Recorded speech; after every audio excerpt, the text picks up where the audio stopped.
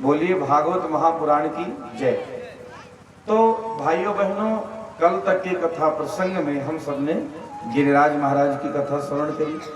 कैसे भगवान ने सभी गोपों को ले जा करके गोवर्धन जी की पूजा करी। श्री गोवर्धन महाराज तेरे माथे मुकुट विराज रहे।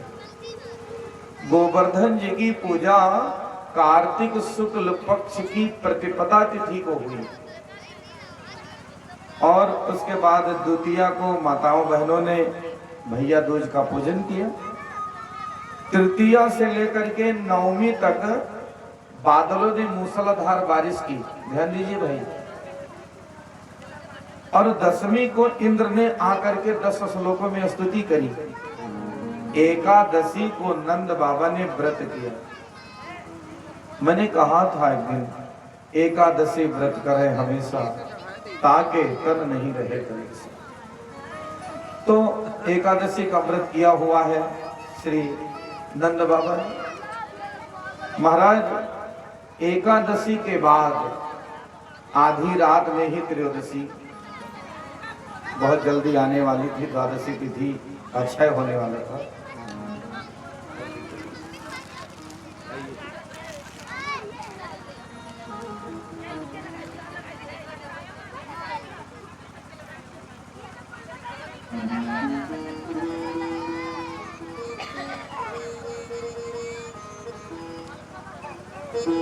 तो एकादशी तिथि आधी रात में ही समाप्त हो रही थी, इसलिए नंद बाबा ने सोचा कि एकादशी पूरी होने पर चलूं यमुना जी में स्नान कर लूं।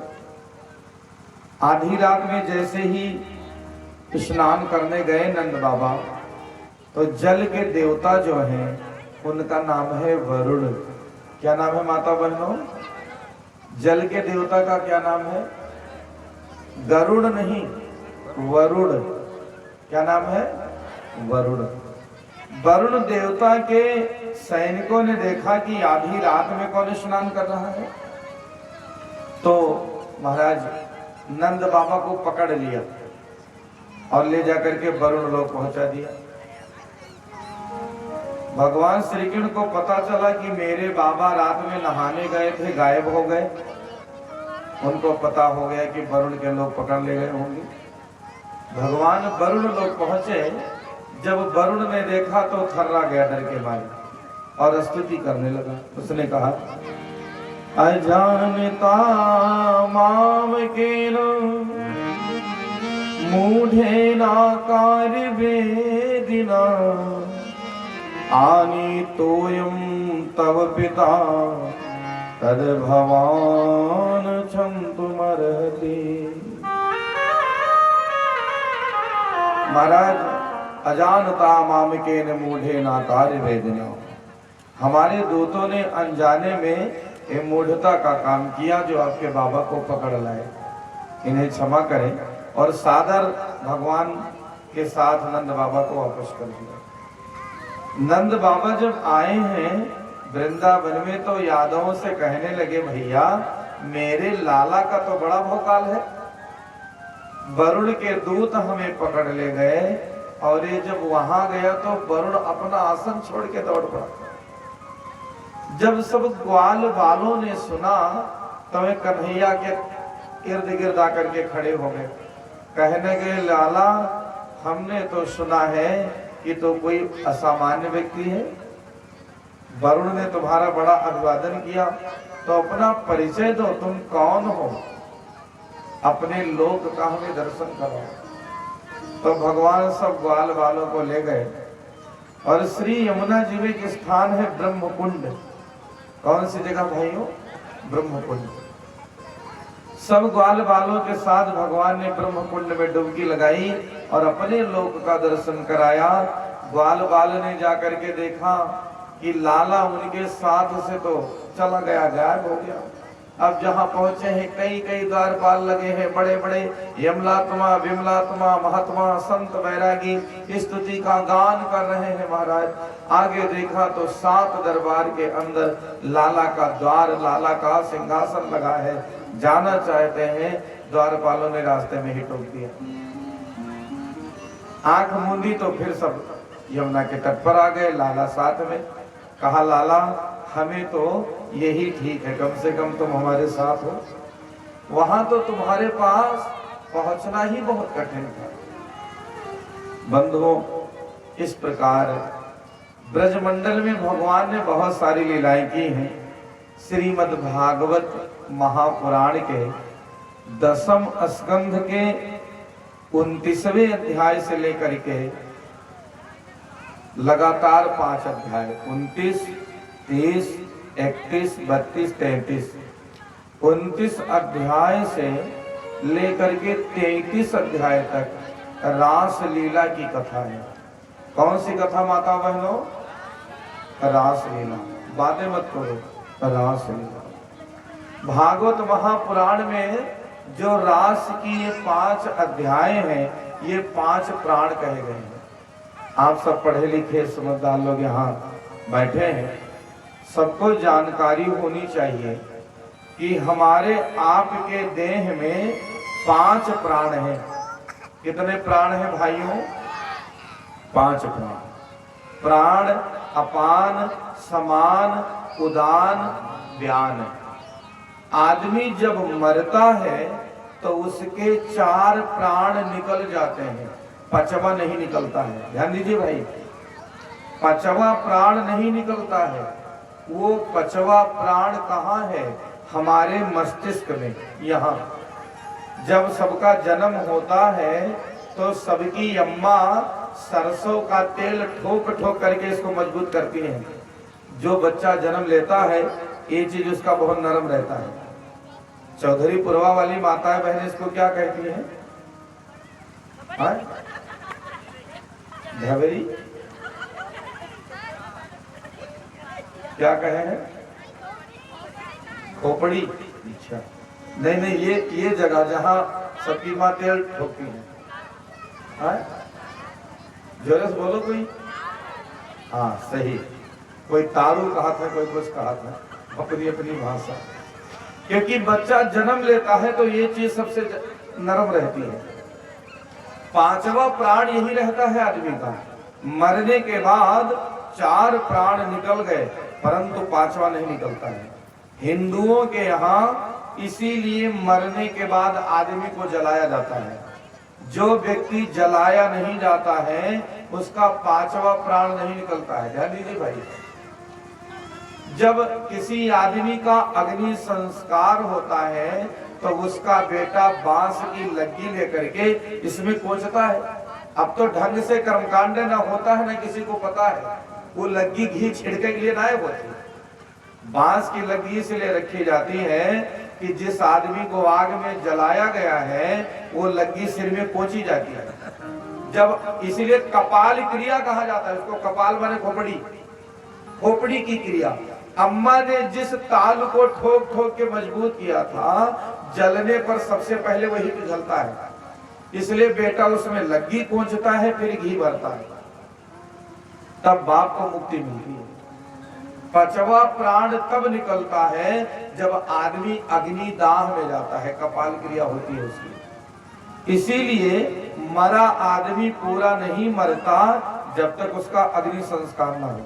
ध्यान दीजिए, मरा आदमी पूरा नहीं मरता जब तक अग्नि संस्कार ना हो, क्योंकि अग्नि संस्कार होने के पश्चात ही 5वां प्राण निकलता है, उसके पहले नहीं निकलता। अब बिना जलाए खोपड़िए दाग दे तो भी निकल जाएगा, लेकिन ये खोपड़ी बिना खोले 5वां प्राण नहीं निकलता। इसलिए हमारे यहाँ सनातन धर्म में अग्नि संस्कार होता था।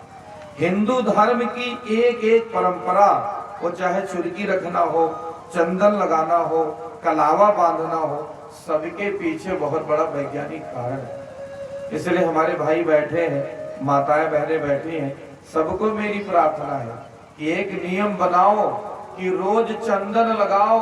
जजमनिया पंडित जी चंदन न लगे हैं रोजे। हर हिंदू को प्रतिदिन सवेरे पूजा करके चंदन लगाना चाहिए। आपका जो काम है, रोजी रोजगार, दुकान का, मकान का, खेत का, खलिहान का, नौकरी चाकरी, ऑफिस, कारोबार जो है आपकी, उस काम को जाने के पहले पूजा पाठ करके चंदन लगा के घर से निकलो। जीवन में आपके परिवर्तन ना हो तो मैं क्या कहूँ? सामने वाला आदमी आपसे बहुत जल्दी प्रभावित होगा, क्योंकि चंदन व्यक्ति के मस्तिष्क को शांत एवं शीतल रखता है। चंदन जरूर धारण करें, चुरकी जरूर रखे महाराज, कलावा जरूर पहने हाथ में। इन सब चीजों का वैज्ञानिक कारण है। तो हमारे आपके देह में 5 प्राण जैसे हैं, ऐसे ही भागवत जी में रास की 5 अध्याय जो है वो 5 प्राण है। आदमी के देह से अगर एक भी प्राण निकल जाए तो फिर उसका महत्व नहीं। इसी प्रकार भागवत की पूरी कथा सुन लो, अगर रास की कथा नहीं सुनी तो भागवत का असर हमारे जीवन पर नहीं। परंतु आज कथा भागवत का परिभाषा लोगों ने इतना बिगाड़ दिया है कि मैं आपको क्या कहूं। ना तो ढंग से कथाएं होती हैं, ना कोई सुनना चाहता है। कथा भागवत के नाम पर आदमी मनोरंजन और नौटंकी करना आरंभ कर दिया है, इसीलिए कथा का मूल तत्व खत्म हो गया। हमने बहुत जगह देखा है कि भागवत की कथा होएगी तो नचनिया बुलावा जाई है वही माँ, राधा कृष्णा के कपड़ा पहराए के, डीजे पर गाना बजाए के, 4 घान उनका रोज नचाइए और कथा गवा तेल ले। तो इसलिए हम अपनी पीढ़ी को क्या बताएंगे कि हमारे भगवान नचनिया रहे, क्या कृष्ण भगवान नचनिया रहे, क्या राधा जी नचनिया रही। लेकिन रास लीला के नाम पर अब खूब नाच हो रहा है। कहन भैया वहां कथा भय रही और रोज रास लीला होत रहा, खूब मजा होता है। वो रास लीला है कि हमारे देवी देवताओं की बेइज्जती है। बोलो भाई, शंकर जी का रूप सजा करके डीजे पर गाना बजवा के नचवाओ तो ये रास लीला है कि भगवान की बेइज्जती है। और हिंदू लोग बैठे ताली बजाते, वाह मजा आएगा। इसलिए इन चीजों का आप लोग भी विरोध करो। अरे जब नाचे देखे थे तो नाचबुक करा लो। देखो कथा भागवत सत्संग का नाम बदनाम काहे कर रहा है आदमी कि हम करते हैं भागवत का आयोजन और करवाएंगे नाच। अब वैसे सब जुआरी शराबी, ना उनको भागवत से लेना ना भगवान से लेना। वो आए दारू पी गए, कपड़ा पहन, क्रीम पाउडर लाले, लिपस्टिक लपेट, राधा कृष्ण बन के लगा दिया तुमका, आदमी फिर गिरने लगा चरणों में उनके। इसलिए बंधुओं, कथा हो तो कथा हो, मनोरंजन नहीं। मैंने कई दिन कहा कि भाइयों बहनों, यहाँ मनोरंजन नहीं है, यहाँ मनोमंथन है। ये भागवत की कथा मनोरंजन के लिए नहीं है। हाँ, ये बात ठीक है कि हमने थोड़ा कीर्तन कर लिया, ताली बजा लिया। भक्त नाचना चाहे नाचे, लेकिन भगवान को रूप दे करके, भगवान का रूप दे करके व्यासपीठ के सामने नचवाना बिल्कुल बात ठीक नहीं है। इसलिए कई कथाएं हमको जवाब देना पड़ता है। महाराज हमसे कहा था बहुत जने, पंडित जी हम कथा आपसे सुनबे लेकिन रास लीला भी हो चाहिए। तो हम कहा भैया हमें क्षमा करो, हम नहीं सुना पाएंगे आपको। इसलिए आदमी चाहे मैं लाख रुपया दे, अगर वो नाच कराई कथा में तो मैं उसके घर नहीं जाऊंगा। इसलिए कथा का मैं कोई दक्षिणा नहीं मांगता, लेकिन कथा कथा जैसी होनी चाहिए कि भाई अब कथा सुनना है, आप कहते वही हम नाच करेंगे, राधा कृष्ण नची है। तो जो हमारे परमात्मा है उनकी बेइज्जती करी जा रही है कि भक्ति का विस्तार किया जा रहा है। भागवत कथा में जिस रास लीला की कथा है वो भगवान का नाच नहीं है, उसके पीछे परमात्मा कुछ कहना चाहते हैं। भगवान श्री कृष्ण ने जो रास लीला किया था वो डांस नहीं किया था, उन्होंने नाचा नहीं था जैसे आज दुनियादारी में आदमी नाचता है। वे तो समाज को कुछ कहना चाहते हैं। भाइयों बहनों, व्यास गद्दी और भागवत ही बचा है जो आदमी को बिगड़ने से बचा सकता है। अगर व्यास पीठ पर भी यही सब नौटंकी होने लगा तो फिर समाज को अच्छा मार्ग कौन दिखाएगा। इसलिए रास की 5 अध्याय आप सब बहुत ध्यान से सुने कि भगवान श्री कृष्ण ने रास लीला किया था, तो वो रास कौन सी है। आचार्य सुखदेव कहते हैं, परीक्षित, शरद पूर्णिमा की रात्रि में परमात्मा ने मधुबन में जाकर के अपनी बंसरी पर सुंदर निनाद छेड़ दिया। जैसे बांसुरी बजी भगवान की, तो जो गोपी जिस काम में लगी थी उस काम को छोड़ के दौड़ पड़ी। हर गोपी को ये नहीं लगता था कि भगवान बांसुरी बजा रहे हैं। हर गोपी को लग रहा था कि ये बांसुरी मेरा नाम पुकार रही है। श्याम तेरी बंसी पुकारे राधा। महाराज राधा को लगे कि मेरा नाम कह रही है, अन्य गोपियों को लगे कि ये बांसुरी मेरा नाम कह रही है। श्याम तेरी बंसुरी बजने लगी, सारी सारी रात में तो जगने लगी। जैसे ही बांसुरी की आवाज पड़ी कान में, जो गोपी जिस काम में लगी थी वो काम छोड़ के भागी। कोई गाय धो रही थी, बीच गाय को ही छोड़ दिया धोते धोते। कोई बच्चे को दूध पिला रही थी, वैसे छोड़ के चली गई। कोई पति को भोजन दे रही थी, आधा भोजन पड़ोसा वैसे छोड़ चली गई।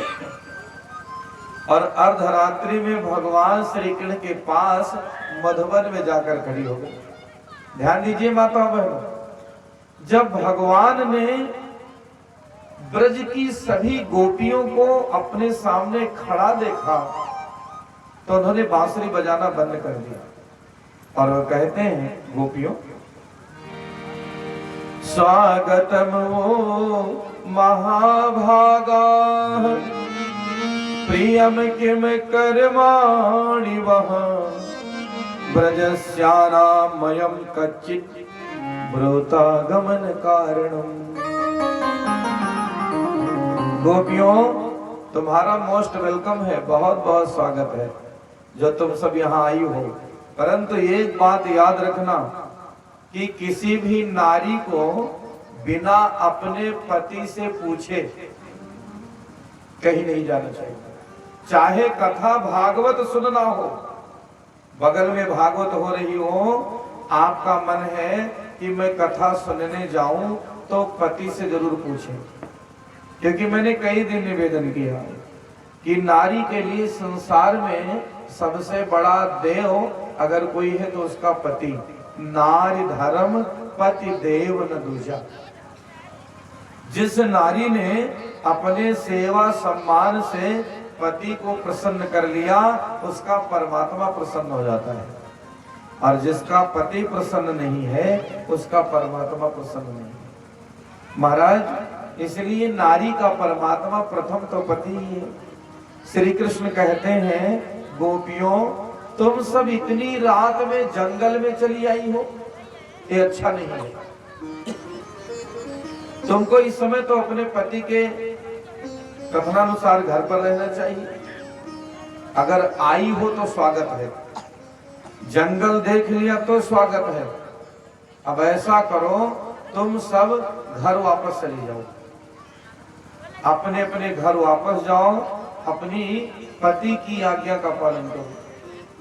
भगवान श्री कृष्ण कहते हैं, गोपियों एक कथा तुम्हें मैं सुनाता हूं, ध्यान दीजिए।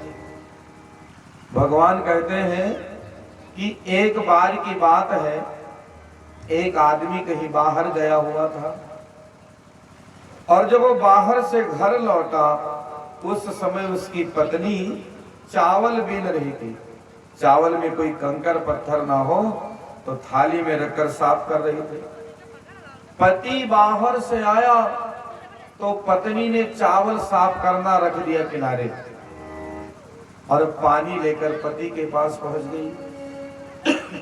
ध्यान दीजिए माता बहनों, पति जब बाहर से आवे तो पत्नी को चाहिए उसका हाल चाल पूछो कि प्यास लगी है कि भूख लगी है।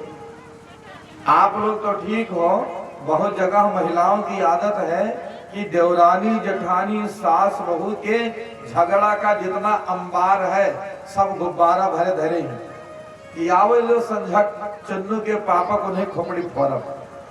और सास से कहती है कि आवे जो साँझ का करे पूत का। और जैसे बाहर आसे आया आदमी घर में घुसा, उसकी पत्नी ने कहा, सुनो अब या तो घर में इन्हीं लोग रही हैं या हम ही, आज फैसला हो जाए। तो याद रखना, नारी यदि अपने मन का दुख पति को ना कहे तो किसे कहे? उसे ही कहेगी। परंतु पति जब बाहर से आवे तो पहले भोजन पानी पूछ लो। बेचारे दिमाग डिस्टर्ब है, बाहर गए, कोई काम धंधे का टेंशन हो, इसलिए नारी को पति की मनोभूमि पूछ करके ही तो कुछ कहना चाहिए, जान करके तो कहना चाहिए। कहाँ माऊ आएगा? बोलो भागवत महापुराण की जय। एक जगह कथा होत रहा, एक तो सांप आई। आप अपने यहाँ वाला न जानो, यहाँ भी एक दिन आया था। अब 2 जनी उठे लगी, कहीं भागो भागो सांप, तो एक जनी कहीं सांप, वही जनी समझे सांड। तो सांप वही ठिरो, कहीं सांड कहाँ, कहीं मियाँ यही ठिर, कहीं निधैर कहाँ। अरे सांड हो तो देखा, वही में ऐसा भगदड़ मचा दिया सांप और सांड के चक्कर में, क्योंकि मन मर महुआ उचित, इसलिए जहां तन है वही मन रखें। आप लोगों को ज्यादा चुप न कराना पड़े। वैसे अधिकतर हमारी इसमें जो माताएं बहनें बैठी हैं सब बहुत समझदार हैं, लेकिन 2-4 ऐसी हैं जो हल्ला करती रहती हैं, उनके चक्कर में आधे ज्यादा डिस्टर्ब रहते हैं। इसलिए मेरी आप सबको प्रार्थना है, शांत चित्त बैठे, बड़ी कृपा होगी। अगर आप लोग चुपचाप बैठी रहो तो जान लो हमारे ऊपर बड़ा कृपा की हो। आपका चुप रहना ही हमारे लिए वरदान है। बोलो भागवत महापुराण की जय। तो भाइयों बहनों, मैं निवेदन कर रहा था कि पति जब भी बाहर से आवे तो पत्नी को उसको भोजन पानी को पूछना चाहिए। महाराज, वो नारी अपने पति के पास पानी लेकर पहुंच गई, ये भगवान श्री कृष्ण कह रहे हैं। अब पति बैठा चारपाई पर, पत्नी ने पति को पानी दिया, पति ने पानी पिया और फिर महाराज पत्नी की गोदी में सिर रखकर सो गया। अब पति सो गया तो पत्नी बैठी रह गई। उसका एक 15 महीने का बच्चा था। कितने महीने का माता बहनों? 15 महीने का बच्चा था, अभी चलना सीख रहा था, पैर डगमगा जाते थे, यहाँ रखे वहां पड़े। अपनी मम्मी के पास वो बच्चा आ रहा था दौड़ा। उस आदमी के अंगना में आग जल रही थी, अखंड अग्नि, बहुत बड़ी नियाई हमारे गांव में कहा था। मिस्त्रीपुर वाले का कहा था नियाई चौधरीपुर वाले बताओ नियाई होती है क्या? नहीं होती है। हाँ, तो बहुत बड़ी नियाई थी। तो उसी में आग सुलग रही थी। वो बच्चा आग की ओर बढ़ा। अभी नई पीढ़ी को तो नहीं पता है, हमारे बुजुर्ग जन जो है वे जानते हैं कि पहले लोग 1 साल तक आग अपने घर में तैयार रखते थे। नियाई व बुजुर्ग माताएं आग दबाए रखती थी। होली के दिन आग आती थी और वो आग पूरे साल संभाल कर रखी जाती थी, कंडा आदि लगा लगा करके। और जब टोला मोहल्ला में झगड़ा होए तब कहती थी माताएं कि तुम्हार स्वभाव यह में रहे कि तू मांगे आग न पिलो। जेके घरे आग बुझाए जाता रहा, वह दूसरे घरे आग मांगे जाते हैं आग बचाने के लिए, क्योंकि अग्नि की उम्र जितनी लंबी होती है उसका प्रभाव उतना अधिक बढ़ जाता है। भाइयों एवं बहनों, वो लड़का 15 महीने का उस जलती हुई आग के पास पहुंचा। अब उस महिला के सामने बड़ा धर्म संकट था। वो सोचने लगी अगर मैं दौड़ूं तो पति के नींद में बाधा हो। एक वो नारी है जो अपने पति के निद्रा में बाधा नहीं देना चाहती। वो सोचने लगी अगर मैं दौड़ूं तो मेरे पति के नींद में बाधा होगी, पतिव्रत धर्म नष्ट होगा, और यदि मैं ना दौड़ूं तो मेरा बच्चा जलकर अभी मर जाएगा। बड़े धर्म संकट में पड़े तो उस महिला ने अपनी आंख बंद कर ली, ये भगवान जो चाहे वो होगा। बच्चा आग में गिर पड़ा, उस महिला ने अपनी आंखें बंद कर ली। 1 घंटे के बाद जब वो आदमी जागा तो उसकी पत्नी ने अपनी आंख खोली और वो दौड़ पड़ी आग की ओर। भाइयों बहनों, जहां आग जल रही थी उसकी रफ्तार और तेज हो गई। धू धू कर आग जल रही थी और उस आग के बीच में वो बच्चा ऐसे खेल रहा था मानो फूल के बीच में खेल रहा।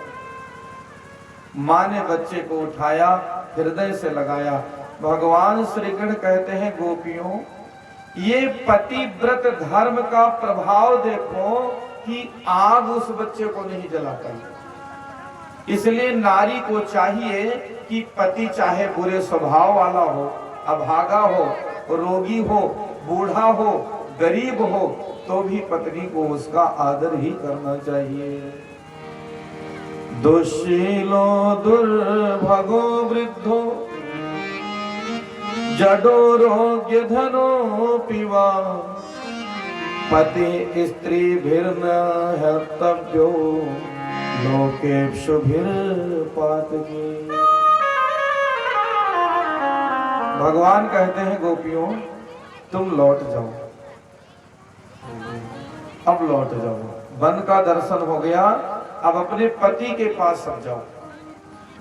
याद रखना कितनी बड़ी बात कह दी कि पति में समर्पण था तो उसके बेटा को आग नहीं जला पाया। लेकिन ये देखा देखी नहीं होना चाहिए, अंदर से होना चाहिए। आडंबर नहीं कि ऊपर से कहें सती अनुसुईया बाद हमारे नंबर है और मन में गाली दे पति को, क्योंकि पति पत्नी का संबंध काया छाया का है। अग्नि के साथ फेरों के बाद दोनों में देह दो रहते हैं, परंतु प्राण एक निवास करता है। दोनों रहें यदि पूरक बनकर तो आदर्श गृहस्थी कहलाए। तभी तो घटना घटी, एक किसान खेत से लौटा और उसकी पत्नी ऊखल और पहरुआ लिए धान कूटे। पति आए, कहा बूढ़ा तनी पानी लाओ, प्यास लगा है। बस बूढ़ा उठाए पहरुआ बहाए देंगे ऊपर, टंग गया आकाश में। ध्यान दीजिए, पातिव्रत धर्म का प्रभाव। वो पहरुआ हवा में टंग गया। बूढ़ा गई, पानी लाई, बूढ़ों को दिया और उन्होंने पानी पिया। फिर ऐसे किया, उस नारी ने हाथ में फिर से पहरुआ आएगा, कूटे लगे। उनके एक पड़ोसी ने देखा, उस पड़ोसी ने जा करके अपने पत्नी से कहा कि वो हमारे बगल वाले की वाइफ तो बड़ी तपस्वी है, पहरुआ बहाए भेजता नहीं। अच्छा, माताओं बहनों को एक बात नहीं हजम होती है, अगर इनके हस्बैंड दूसरे के वाइफ पे प्रशंसा कर दे तो पूरे देही मार छिटक जाए। तो अब इनका हस्बैंड दूसरे की वाइफ का तारीफ कर दिया कि वे पहरुआ बहाए भेज टंगीगा। बस इनकी पत्नी बिगड़ी, कहीं तू जाओ नहीं, घरे रहो। बहुत प्रशंसा करते हो, कहा हम कम हन उनसे, तो कहीं ये हम कहा कहें कि कम हो, लेकिन तुम्हें कब फोन आए देखेंगे पहरुआ बहाए दियो टंगीगा हो, कहीं काल ही हम हो खाई, काल है। अब दूसरे दिन में पहुंचे, पत्नी उनके कहीं पानी पी हो, तो धान वान कोटे ना रहा, झूठे जाइए पहरुआ पट्टे, कहीं पानी पी हो तो कहीं प्यास ना लाग है, तो कहीं कह दो पीबे नहीं, मारत चबरा में घूम जेता है, तो कहीं पीबे तो बहाई दिन पहरुआ अब टंगीगा। सोचे पड़ोसन ने फेंका था, टंगा था, तो हमरो फेंका टंगी। और जैसे मुंह उठाए ऊपर देखे तब तक गिरा, नाक कट के सट से लगा। इसलिए देखा देखी मत करना, दिस इज इनसाइड मैटर। पति के प्रति पत्नी की जो श्रद्धा है वो आंतरिक श्रद्धा होनी चाहिए, देखा देखी नहीं। इसलिए भाइयों बहनों, भगवान ने गोपियों को समझाया कि पति की श्रद्धा हो। बोलो भाग्य बिहारी लाल की जय। भैया अभी उसको यही लगाना पड़ेगा, बाद में लगाएंगे। अच्छा, धन्यवाद धन्यवाद। बोलो वृंदावन बिहारी लाल की जय। तो गोपियों से भगवान ने कहा अब अपने घर जाओ। गोपियों ने कहा जो कथा आपने कही ऐसी हजारों कथा हमको आती है, कहो तो एक आध मैं भी कह दूं। भगवान ने कहा ठीक है कहो।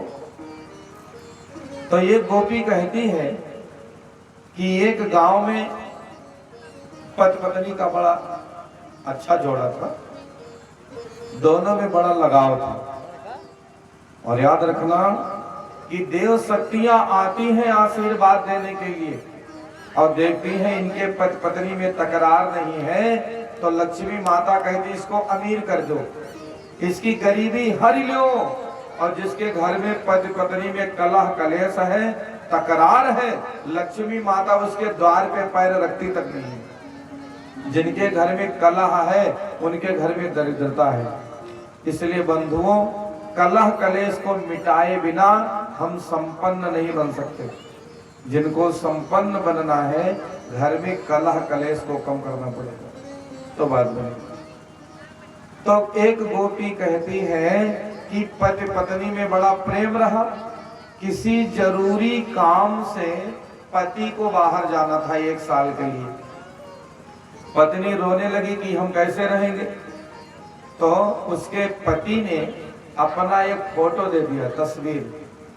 कहा इस तस्वीर को रखो, भोजन बनाना तो इसका भोग लगाना, फिर भोजन खाना तुम सोचना मैं तुम्हारे पास हूं। पति चला गया। पत्नी रोज सवेरे उठती, कपड़ा से अपने पति के तस्वीर को पोंछती, भोजन बनाती तो सामने रखकर भोग लगाती, तब खाती। यह करते करते 1 साल बीत गया। एक दिन की बात है, उस महिला ने अपने घर के फाटक को अंदर से बंद कर लिया। पति का तस्वीर लगाए भोग लगा रही है, बाहर उनका ओरिजिनल वाला पति आकर दरवाजा पीट रहा है। गोपी भगवान श्री कृष्ण से पूछती है, कन्हैया बताओ उस नारी को दरवाजा खोलना चाहिए कि नहीं? बोलो माताओं बहनों, पति बाहर खड़ा दरवाजा पीट रहा है, दरवाजा खोलो। और वो अंगना में पति के तस्वीर को लगाए उसका भोग लगा रही है। दरवाजा खोलने की भोग लगाओ, बताओ आप लोग आए? दरवाजा खोले, अच्छा आप लोग बताओ भाई, भोग लगावे कि दरवाजा खोले? दरवाजा खोले। ये तो बड़े लोगों से लड़के समझदार है, ये बीवी वाले लड़के हैं सब।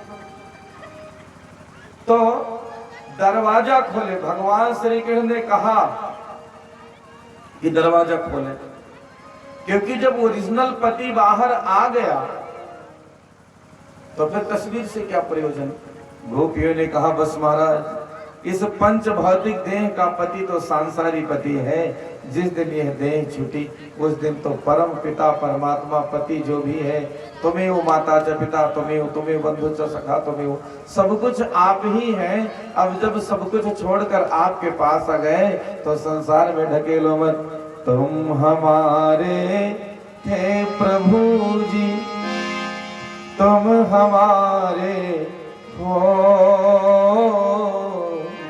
तुम हमारे ही रहोगे ओ मेरे प्रियतम। हम तुम्हारे थे प्रभु जी, हम तुम्हारे हैं, हम तुम्हारे ही रहेंगे ओ मेरे प्रियतम। हम तुम्हारे ही रहेंगे ओ मेरे प्रियतम। तुम्हें छोड़ ओ नंद दुलारे, कोई न मीत हमारो।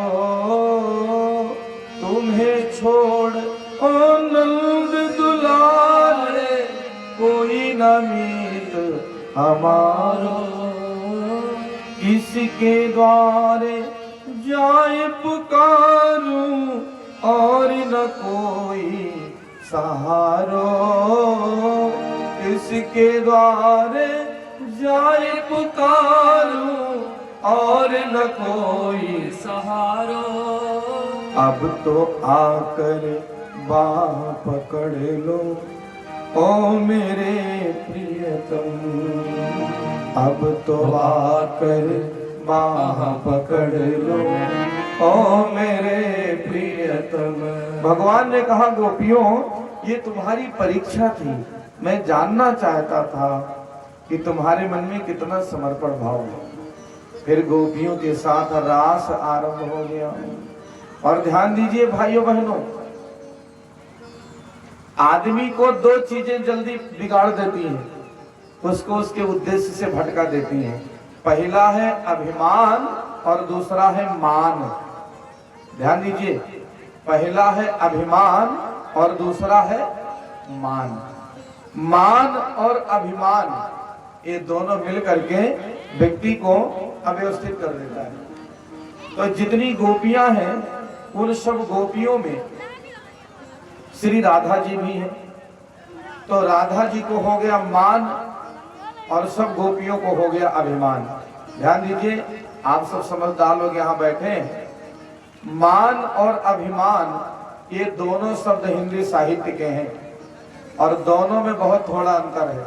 ध्यान दीजिए, दोनों में बहुत थोड़ा अंतर है शब्द में, परंतु अर्थ अभिमान सदा व्यक्ति को होता है अपने का, अपने घर का, अपने धन का, अपने ज्ञान का, अपने सम्मान का। और मान होता है व्यक्ति को अपनों का। शब्दों पर ध्यान दीजिएगा। तो ये अभिमान किसी भी चीज का हो, जिसको भी आया उसको ले डूबा। अभिमान व्यक्ति की योग्यता पर फुल स्टॉप लगा देता है। थोड़ी योग्यता आई और अभिमान में उबलने लगे तो भगवान ने कहा बस अब इसको इसके आगे मत बढ़ाओ, क्योंकि इसकी क्लास खत्म हो गई। 1 लाख रुपया अगर बैलेंस कर लिया और फिर वारे हम जमीन में पांव नहीं पड़ने लगे तो भगवान ने सोचा इसको 10 लाख कैसे दूं। इसको 1 लाख नहीं बर्दाश्त होता है, 10 लाख कैसे दूं। और जिसके पास 1 लाख आया फिर भी अभिमान नहीं आया तो भगवान ने कहा बेटा तुम्हारे रोजी रोजगार में और तरक्की होगी। 10 लाख हो गया।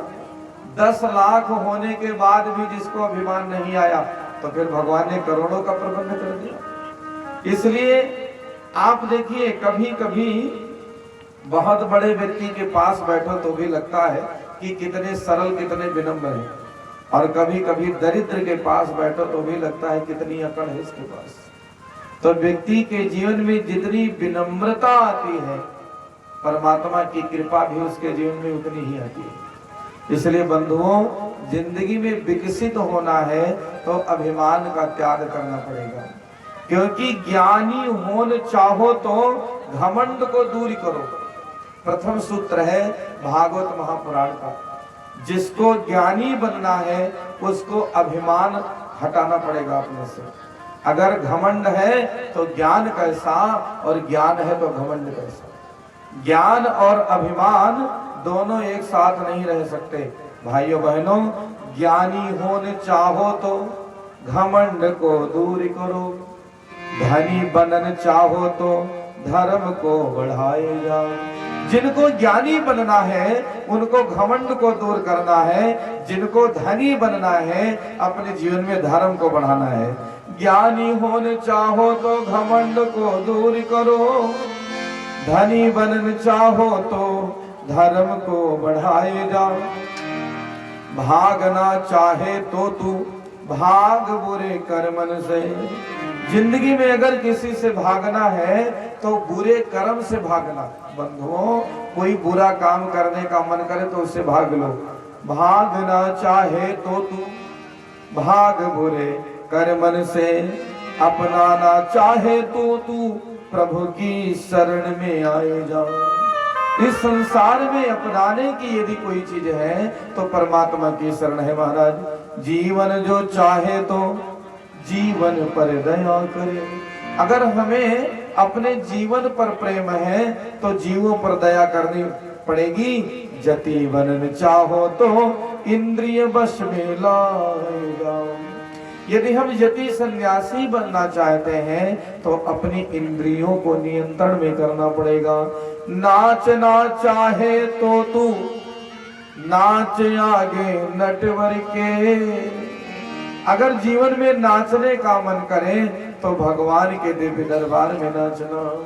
नाचना चाहे तो तू नाच आगे नटवर के, गाना चाहे तो तू गोविंद के गुण गाए जा। गाना चाहे तो तू गोविंद के गुण गाए जा। बोले कृष्ण कन्हैया लाल की जय हो। गाए जा भगवान के गुण गाए जा। गाए जा भगवान के गुण गाए जा। गाए जा भगवान के गुण गाए जा। गाए जा भगवान के गुण गाए जा। सुबह शाम इस मन मंदिर में, सुबह शाम इस मन मंदिर में, सुबह शाम इस मन मंदिर में, सुबह शाम इस मन मंदिर में झाड़ू रोज लगाए जा। गाए जा भगवान के गुण गाए जा। गाए जा भगवान के गुण गाए जा। यहाँ से जो पंक्ति बोली जाए सब भाई बहन दोहराए। कौन हमेशा रहा जगत में, किसका यहाँ ठिकाना है। कौन हमेशा रहा जगत में, किसका यहाँ ठिकाना है। कौन हमेशा रहा जगत में, किसका यहाँ ठिकाना है। कौन हमेशा रहा जगत में, किसका यहाँ ठिकाना है। कौन रहा। कंस गया, रावण गया, चले गए अंग्रेज, सब चले गए। चाहे लगाओ तेल चमेली, चाहे लगाओ सेंट, जगत में कोई न परमानेंट। हमारे आपके पुरखे चले गए, एक दिन हमारी भी बारी आएगी। सज धज कर जिस दिन मौत की शहजादी आएगी, ना सोना काम आएगा न शादी आएगी। तो जिस दिन शहजादी आएगी कुछ काम का आने वाला नहीं है। आएगा जबरे बुलावा हरि का, छोड़ के सबको जाना पड़ेगा। कौन हमेशा रहा जगत में, किसका यहाँ ठिकाना है। कौन हमेशा रहा जगत में, किसका यहाँ ठिकाना है। अब तो प्रभु को चेतन बंदे, यह तो देश बेगाना है। अब तो सबको दिल बंदे, किसका यहाँ ठिकाना है। अब तो प्रभु को चेतले बंदे, यह तो देश बेगाना है। यह है जगत मुसाफिर खाना, यह है जगत मुसाफिर खाना, यह है जगत मुसाफिर खाना, यह है जगत मुसाफिर खाना। पथिक यही दोहराए जा। गाए जा भगवान के गुण गाए जा। गाए जा भगवान के गुण गाए जा। सुबह शाम इस मन मंदिर में, सुबह शाम इस मन मंदिर में, सुबह शाम इस मन मंदिर में, सुबह शाम इस मन मंदिर में झाड़ू रोज लगाए जा। गाए जा भगवान के, गाए जा भगवान के गुण गाए जा। गाए जा भगवान के गुण गाए जा। भगवान के गुण गाए जा, भगवान के गुण गाए जा। बोली कृष्ण कन्हैया लाल की। तो गाना चाहे तो तू गोविंद के गुण गाए जा। गाए जा भगवान के गुण गाए जा। सुबह शाम इस मन मंदिर में झाड़ू रोज लगाए जा। घर की गंदगी को साफ करने के लिए हम लोग झाड़ू लगाते हैं। मन की गंदगी को साफ करने के लिए प्रभु नाम संकीर्तन का झाड़ू लगे तो बात बने। बंधुओं, गोपियों को अभिमान हो गया। भगवान श्री कृष्ण को अपने साथ देखा तो गोपियां घमंड के मारे उछलने लगी। वे कहती हैं, देखो मैं कितनी सुंदर हूँ, आई एम वेरी ब्यूटीफुल। क्यों? क्योंकि ये तीनों लोक का मालिक मेरे पीछे दौड़ रहा है।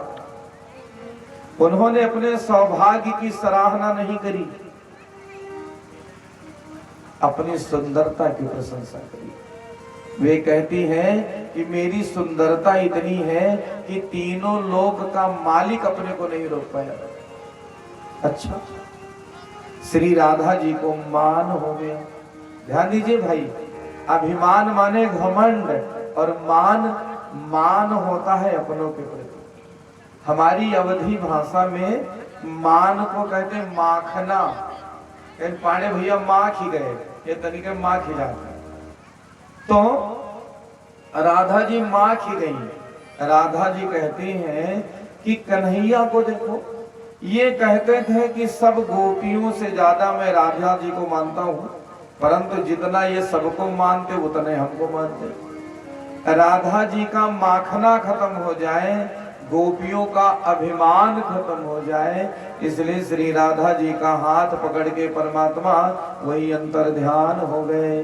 बोले वृंदावन बिहारी लाल की जय। भाइयों बहनों, गोपियों ने देखा ना उनके साथ में राधा है ना श्री कृष्ण है, वे बहुत रोने लगी। झाड़ियों में दौड़ दौड़ करके, झाड़ियों को टाल करके देखती हैं कि श्याम सुंदर कहाँ छिप गए, कहीं नहीं दिखे। तब देखा कि उनके चरण चिन्ह मिले। चरण चिन्हों को देखते देखते गोपियां उन चिन्हों के पीछे चल रही हैं। आगे देखा कि श्याम सुंदर के चरण चिन्ह के साथ किसी गोपी का भी चरण चिन्ह है। तो आपस में बात करते हैं, अनया आराधितो नूनम भगवान हरिश्वरः। ये जरूर उनकी आराधिका होगी जो उनके साथ में गई है। सब तलाशते हुए जा रहे महाराज, परंतु दर्शन मिला नहीं।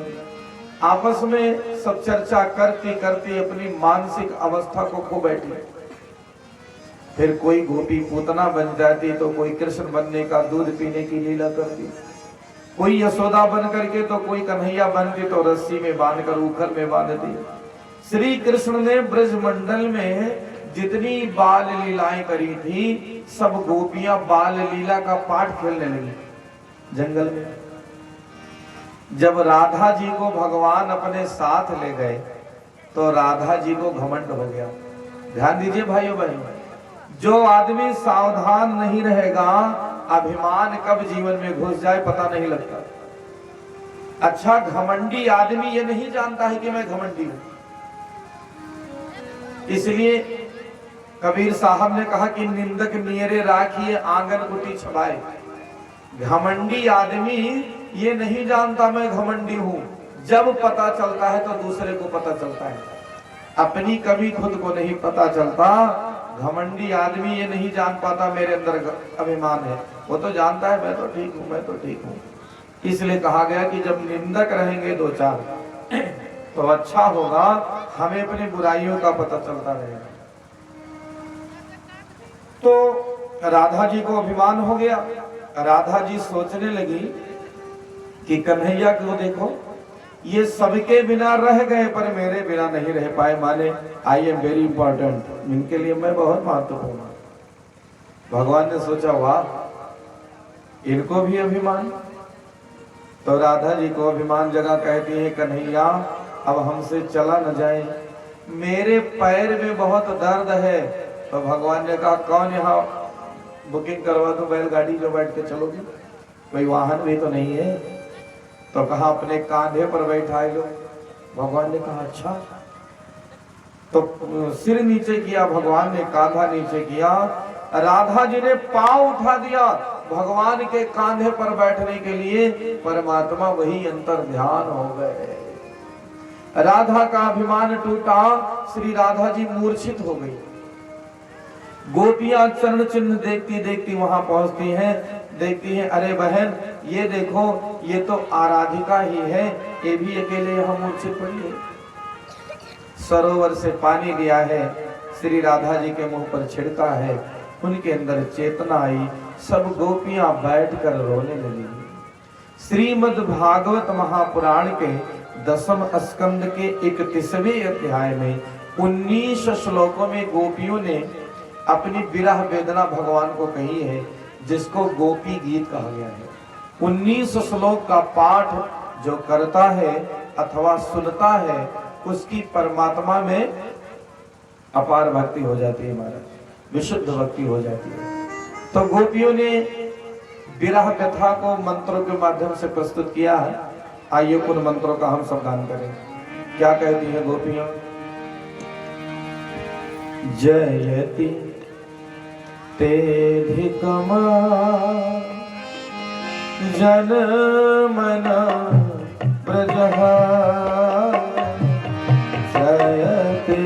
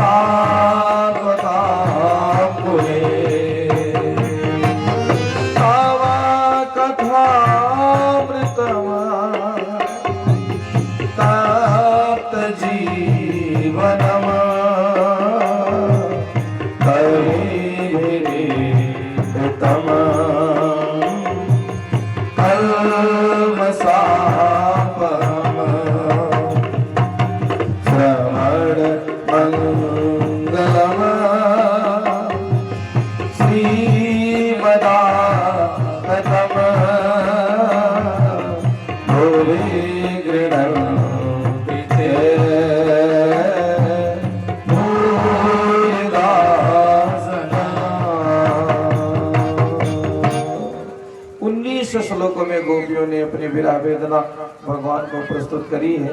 वे अंत में कहते हैं, कन्हैया यदि तुमने हमारे अपराध अब भी नहीं क्षमा किए तो हम सब अपने प्राण दे देंगी। भगवान समझ गए इनका मान अभिमान मिट गया। सबके मध्य कन्हैया मुरली बजाते हुए एक बार पुनः प्रकट हो गए। बोली कृष्ण कन्हैया लाल की। गोपियों ने अपने बीच में भगवान को पाकर के प्रसन्नता का अनुभव किया। सबने कहा कि श्याम सुंदर आप बड़े निर्मोही हो, क्योंकि प्रेम का महत्व तो आपको नहीं पता है। मामूली सी बातों पर इतना दुख दे दिया है। प्रेम क्या है? तो प्रेम 3 प्रकार का होता है, ध्यान देना भाइयों बहनों। कितने प्रकार का? कितने प्रकार का माता बहनों? 3।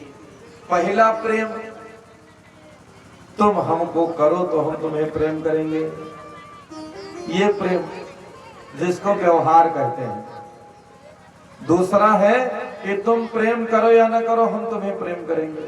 तीसरा, जो प्रेम करने वाले को भी ना करे और ना करने वाले को भी ना करे। ध्यान दीजिए, 3।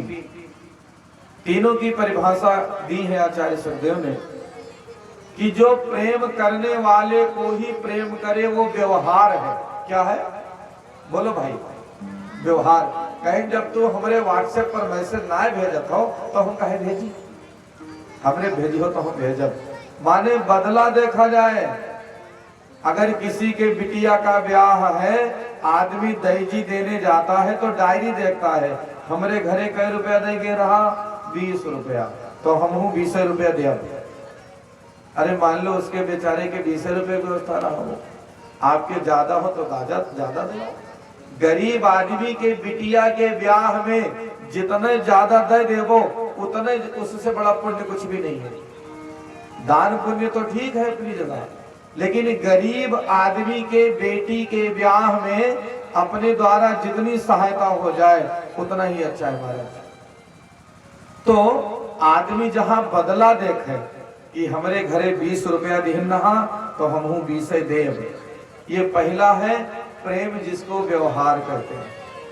आदमी जहां बदला चाहे वो प्रेम नहीं है, वो व्यवहार है। क्या है भाइयों? जोर से बोलो, व्यवहार। दूसरे वह हैं जो प्रेम करने वाले को भी नहीं करते और करने वाले करे चाहे ना करे पर वो करेंगे। वो कौन है? माता पिता।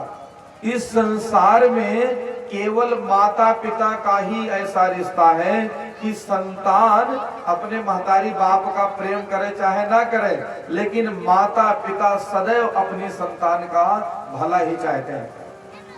माता पिता की वाणी भले ही कर्कश हो, कठोर हो, परंतु हर माता पिता अपनी संतान का भला ही चाहते हैं। ये दूसरे नंबर के प्रेमी है कि संतान करे चाहे ना करे परंतु माता पिता प्रेम अवश्य ही करते हैं। तीसरे नंबर वाले जो किसी से प्रेम नहीं करते। ध्यान दीजिए भाई, तीसरे नंबर वाला व्यक्ति किसी को प्रेम नहीं करता, उसे करो तो भी ना करो तो भी। वो कौन?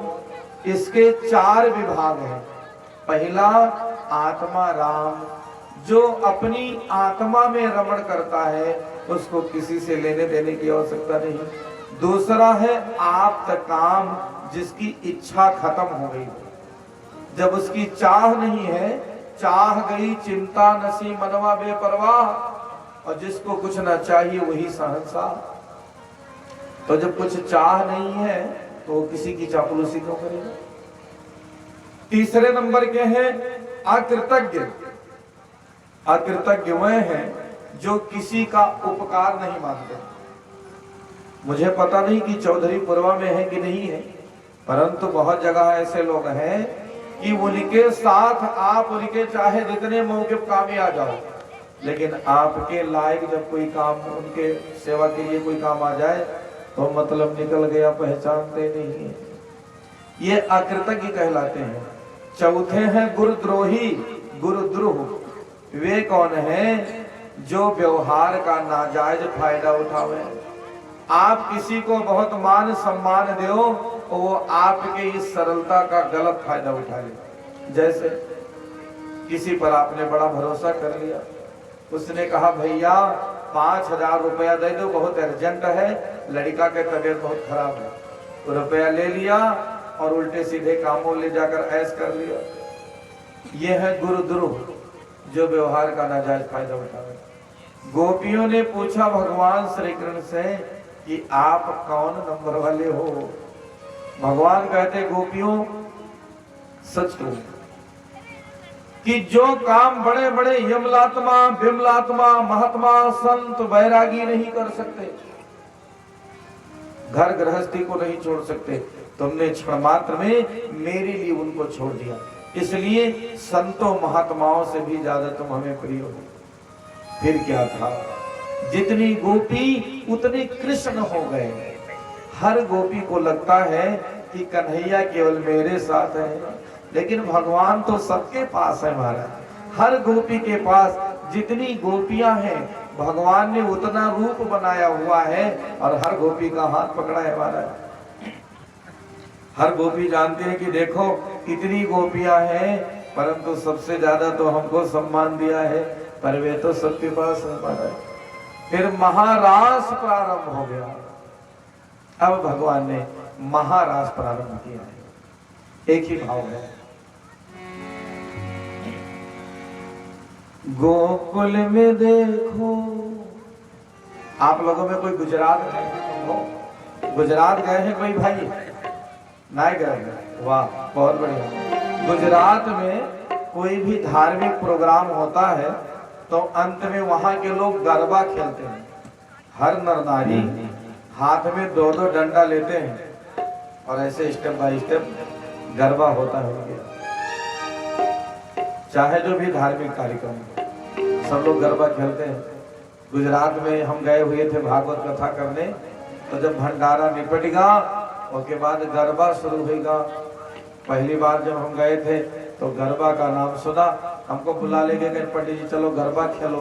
तो हमको भैया हम गरबा घर भी नहीं देते, चलो बैठो, ये भैया भी रहेगा पाठक जी। तो ये खूब खेली, ये भी पहली बार गए थे, लेकिन एक इनको पता था तो इन्होंने खूब खेला, परंतु हम देखते ही नहीं। तो कैसे खेला गरबा? गोकुल में देखो, वृंदावन में देखो जी, बंसी बाजे रे, श्याम संग राधा नाचे रे, श्याम संग राधा नाचे रे, श्याम संग राधा नाचे रे। गोकुल में देखो, वृंदावन में देखो जी, बंसी बाजे रे, श्याम संग राधा नाचे रे, श्याम संग राधा नाचे रे, श्याम संग राधा नाचे रे। रास शुरू हो गया। बोली सच्चिदानंद भगवान की जय। जितनी देवियां थी सब देवताओं से अनुमति लेकर चल पड़ी। शंकर जी ने पार्वती जी से कहा कि मैं भी चलूंगा। पार्वती जी ने कहा ना स्वामी, वहां आपकी एंट्री नहीं है, केवल देवियां ही रास में जा सकते हैं, देवता नहीं। परंतु शंकर जी ने कहा कुछ भी करो, परंतु मैं चलूंगा जरूर। एक बार भोले भंडारी माँ पार्वती से कहने लगे कि मैं भी चलूंगा। तो पार्वती जी ने कहा आप नहीं जा सकते। तो कहा कि कौन जा सकता है? बोले केवल नारी। तो शंकर जी ने कहा हमको भी बना दो नारी, पर रास में चलूंगा। एक बार भोले भंडारी बन के ब्रज की नारी गोकुल में आ गए हैं, गोकुल में आ गए हैं, गोकुल में आ गए हैं। पार्वती जी मना के हरी, पार्वती जी मना के हरी, नामाने त्रिपुरारी वृंदावन आ गए हैं, वृंदावन आ गए हैं। पार्वती जी से बाबा ने कहा, पार्वती से बोले बोले मैं भी चलूंगा तेरे संग में। पार्वती से बोले बोले मैं भी चलूंगा तेरे संग में। पार्वती जी ने कहा आप चल के क्या करोगे? वहां आपकी किसी से जोड़ी भी तो नहीं है। शिव जी ने कहा राधे संग कृष्णा नाचे, मैं भी नाचूंगा तेरे संग में। हाय राधा संग कृष्णा नाचे, मैं भी नाचूंगा तेरे संग में। रास रचेगा भजन भाई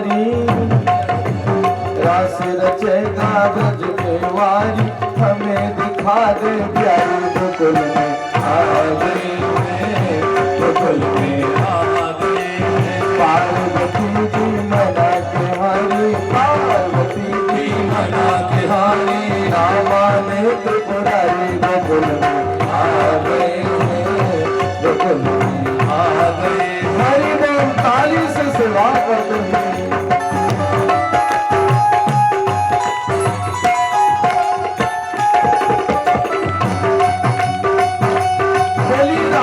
बिहारी लाल की जय हो।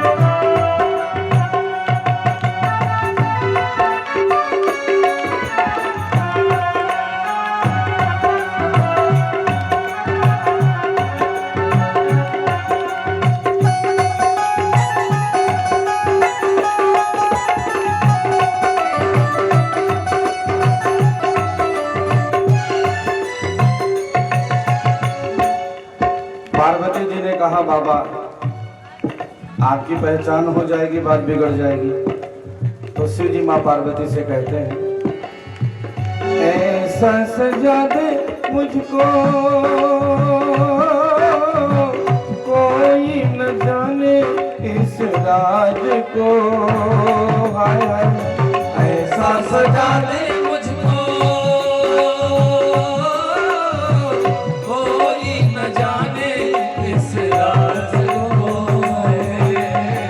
पार्वती जी ने कहा अगर कन्हैया पूछ लेंगे कौन है तब, तो शिव जी कहते हैं कहना उनको ए है सहेली मेरी ऐसा बताना ब्रजराज को, ए है सहेली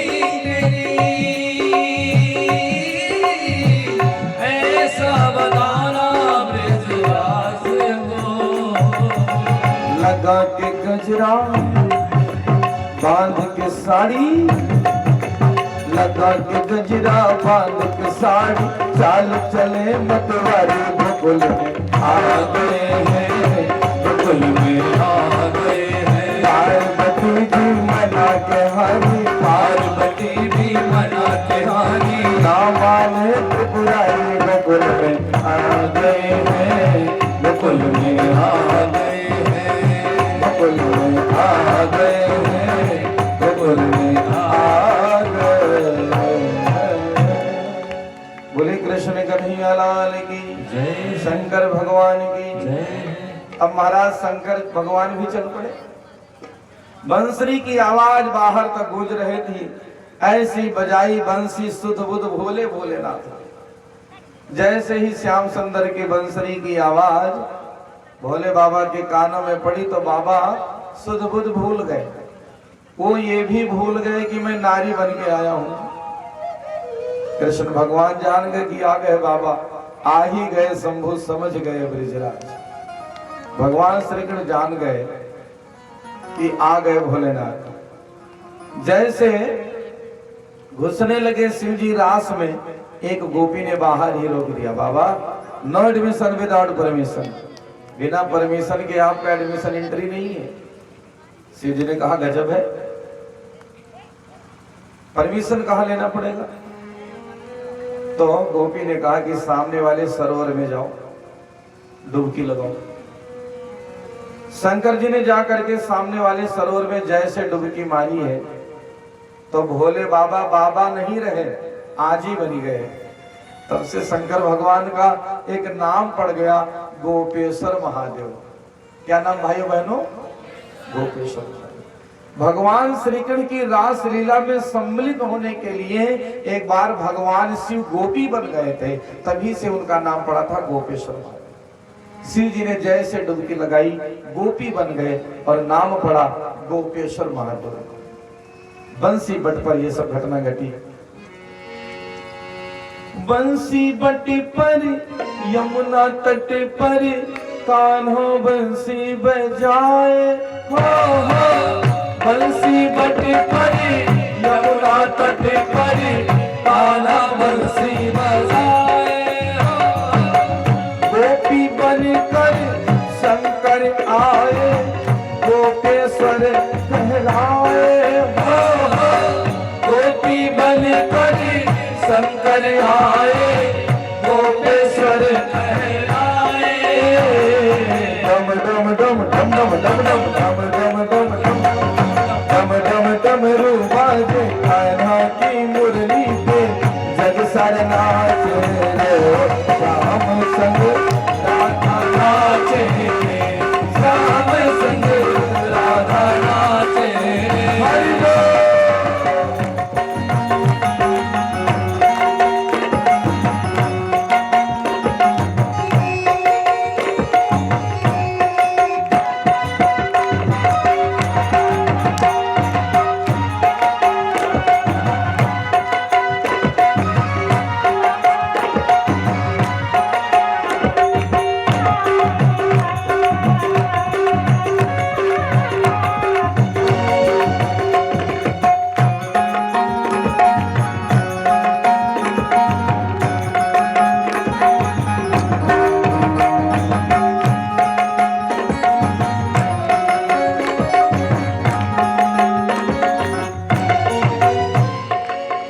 चंद्र किरण को श्याम सलोनो नैना है कजरारी, हो चंद्र किरण को श्याम सलोनो नैना है कजरारी, हो ठुमक ठुमक नाचे गोपियन सन जग के पालन हारी, हो ठुमक ठुमक नाचे गोपियन सन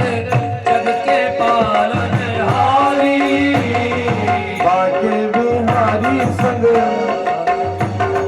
बाके बिहारी संग राधा कुमारी भी रंग बिराजी रे, श्याम संग राधा नाचे, श्याम संग राधा नाचे।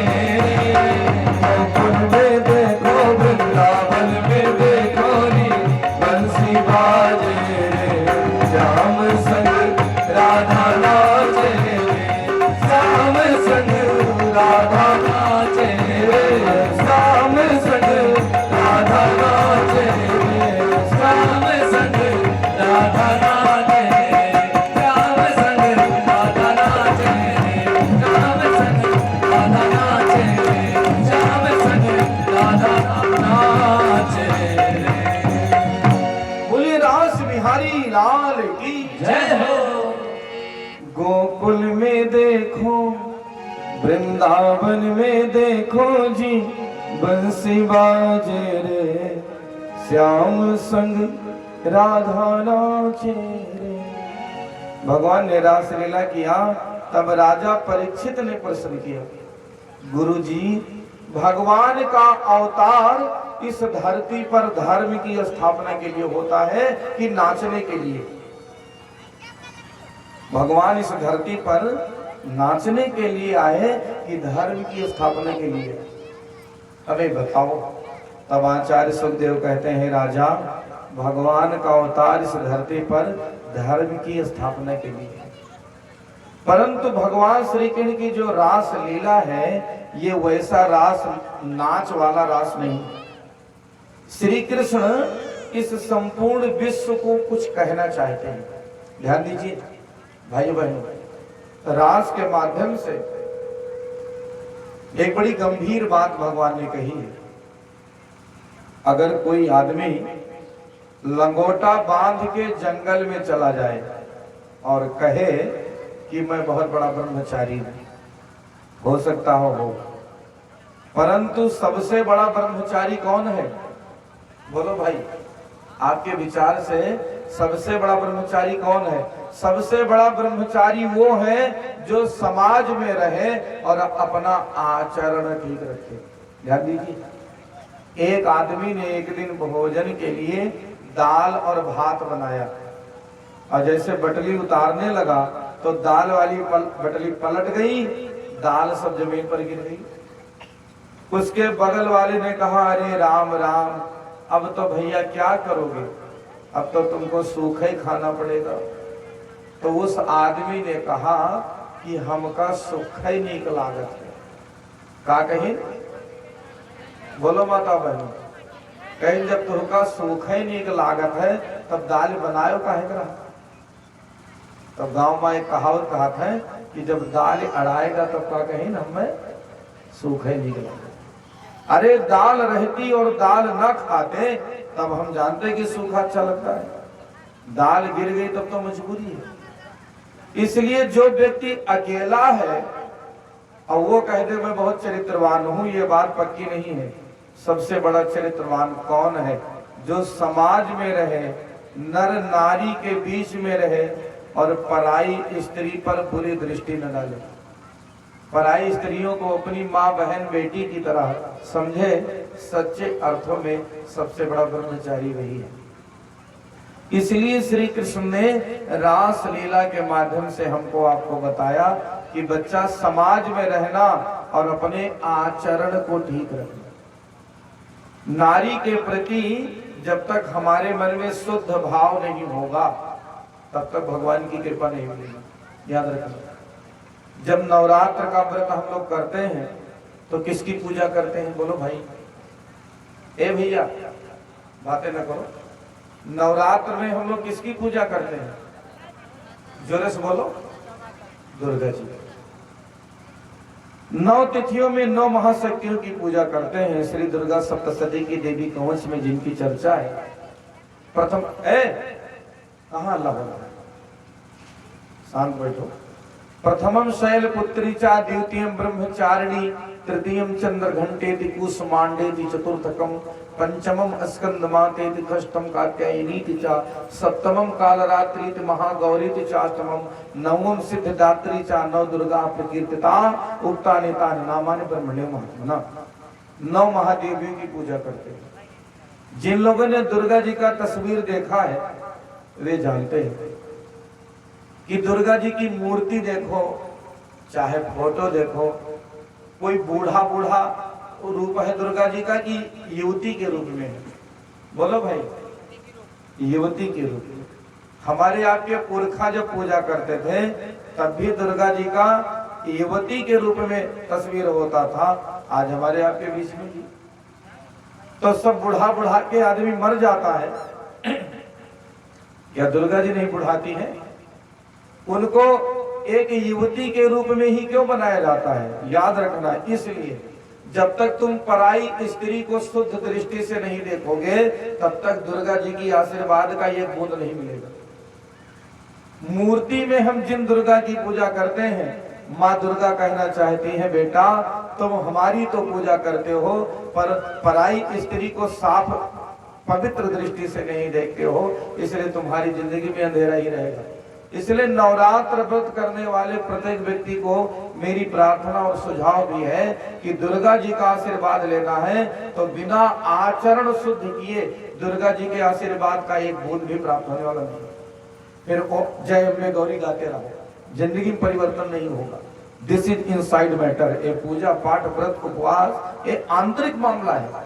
हम लोग बाहर से खूब प्रदर्शन करते हैं, सिर में बांध के लाल चुनरिया खूब कूदेंगे जय माता दी जय माता दी, परंतु जब आचरण की बात आवेगी तो हम भ्रष्ट हो जाएंगे और भ्रष्ट व्यक्ति को कभी भी भगवान की कृपा नहीं मिलती। दुराचारियों को भगवान ने सदा मारा ही है, इसलिए दुराचार करेंगे तो मारे जाएंगे और खूब मारे जाएंगे। इसलिए बंधुओं पूजा करो, पाठ करो, अनुष्ठान करो, कुछ करो, परंतु आचरण ठीक रखना। जिसका आचरण ठीक नहीं है वो जान लो नलिया के कीड़ा हुए, और जिसका आचरण ठीक है सच्चे अर्थों में वही परमात्मा के सबसे करीब है। भाइयों बहनों, श्री कृष्ण भगवान रास लीला के माध्यम से कहना चाहते हैं, बेटा तुम दुनिया में रहना परंतु पराई बहु बेटियों को पवित्र दृष्टि से देखना, तो परमात्मा की कृपा प्राप्त कर सकोगे। रास लीला का यही सिद्धांत है। और एक बार आदमी आचरण ठीक कर ले, तो मैं स्वयं का अनुभव निवेदन करूं कि शुद्ध आचरण लेकर के आप दुनिया के किसी कोने में चले जाओ, आपके चाहने वाले लोगों की लाइन लग जाएगी। और खराब आचरण वाले व्यक्ति का अंत समय में उसके अपने साथ छोड़ देते हैं, परायों की तो बात दूर है। आचरण खराब होगा तो एक दिन अपने सगे साथ छोड़ देंगे, आचरण ठीक होगा तो पराये भी अपने हो जाएंगे। इसलिए निर्णय लेना है हमें कि अपना आचरण शुद्ध रखना है कि अशुद्ध। ये भागवत की कथा इसीलिए हमको सुननी है क्योंकि भागवत महापुराण का कथन है कि चरित्रवान बनो, सदाचारी बनो, तो बात बनेगी। बहुत ज्यादा पैसा प्राप्त करके आदमी सुखी नहीं हो सकता जब तक उसका आचरण ठीक नहीं है। आचरण ठीक होगा तभी घर परिवार धन दौलत उसको शुद्ध पावेगा, नहीं तो आचरण शुद्ध नहीं है तो कितनी संपत्ति प्रॉपर्टी बड़ा पद मिल जाए तो भी उसको सुख नहीं प्राप्त होने वाला है। सुख प्राप्त करने का प्रथम सूत्र है कि हमारा आचरण अच्छा बने। भगवान श्री कृष्ण हम सबको यही बताते हैं। इसलिए यदि किसी के आचरण में अब तक खोट रहा हो, आज व्यासपीठ के सामने संकल्प लेकर जाना कि अब जीवन भर हम अपने आचरण पर कालिक नहीं लगने देंगे। भाइयों बहनों, कपड़े में दाग लग जाए तो निरमा वॉशिंग पाउडर लगाकर छुड़ा देंगे, अगर चरित्र में दाग लग जाए, जीवन में दाग लग जाए तो हम कहां जाएंगे? कौन सी वॉशिंग मशीन में डाल देंगे कि हमारे चरित्र का दाग छूट जाए? लागा चुनरी में दाग छुड़ाऊं कैसे? तो बंधुओं, हमारा जीवन दागी न बने, ये भागवत की कथा कहती है। फिर अगले अध्याय में युगल गीत का वर्णन किया है। एक दिन की बात है, कंस ने फिर अरिष्टासुर दैत्य को भेजा, भगवान ने उसका वध कर दिया।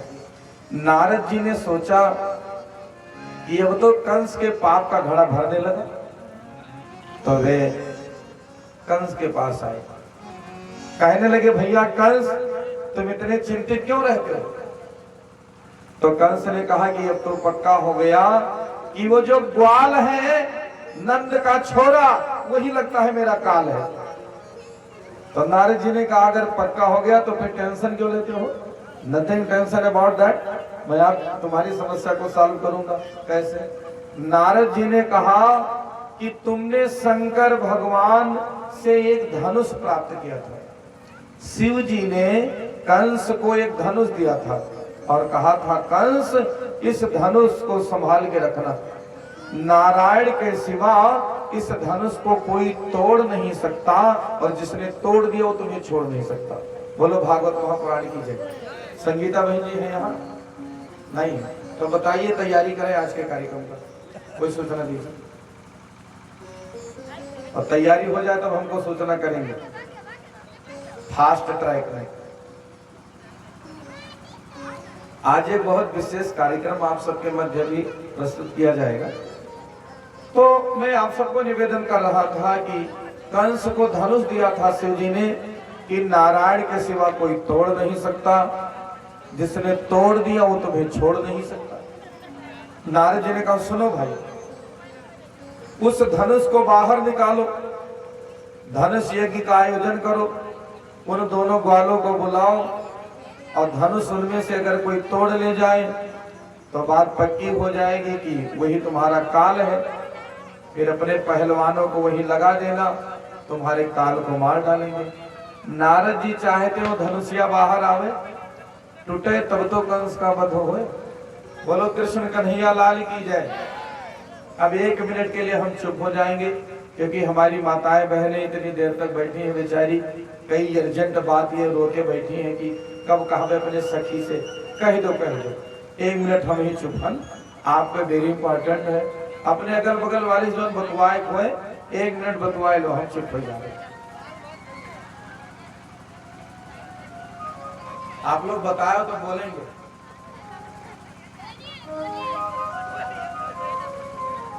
जब माताएं बहनें कहेंगी तब तो बोली तब आप लोग ना बोलो लगे, बोलो बांके बिहारी लाल की जय। तो मैं निवेदन कर रहा था कि नारद जी ने कंस को कहा कि धनुष यज्ञ का आयोजन करो, गुरु जी को भेज करके बुला लो कृष्ण बलराम को। नारद जी इधर बताकर चले गए और जाकर भगवान श्री कृष्ण से कहने लगे कि प्रभु अब देर मत करो, कंस के पापों का घड़ा भर गया, उसका वध करो। नारद जी चले गए, गुरु जी को कंस ने बुलाया और अपनी सारी योजना समझाता है। भगवान जाना तो नहीं चाहते, परंतु राजाज्ञा को स्वीकार करके अक्रूर जी चल पड़े। चलो इसी बहाने दर्शन होगा श्याम सुंदर का। चल पड़े। ब्रजमंडल का दर्शन करते हुए भगवान ने जहां जहां जो जो लीलाएं करी थी उन सब का स्मरण करते हुए अक्रूर जी सीधे पहुंच गए नंद बाबा के घर।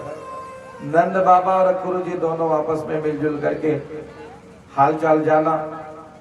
भगवान श्री कृष्ण आए और प्रणाम किया है गुरु जी को। काका जी प्रणाम। हमको भी अपनी संतान को इतना संस्कार जरूर देना चाहिए कि घर में कोई बड़ा बुजुर्ग आवे तो उसको प्रणाम करें। अक्रूर जी का पांव दबाने लगे दोनों भैया। अक्रूर जी ने कहा, लाला तुम्हारे मामा के घर बहुत बड़े धनुष यज्ञ का आयोजन है, तुम्हें देखने चलना है। मामा के घर धनुष यज्ञ की बात सुनकर दोनों भैया तैयार हो गए।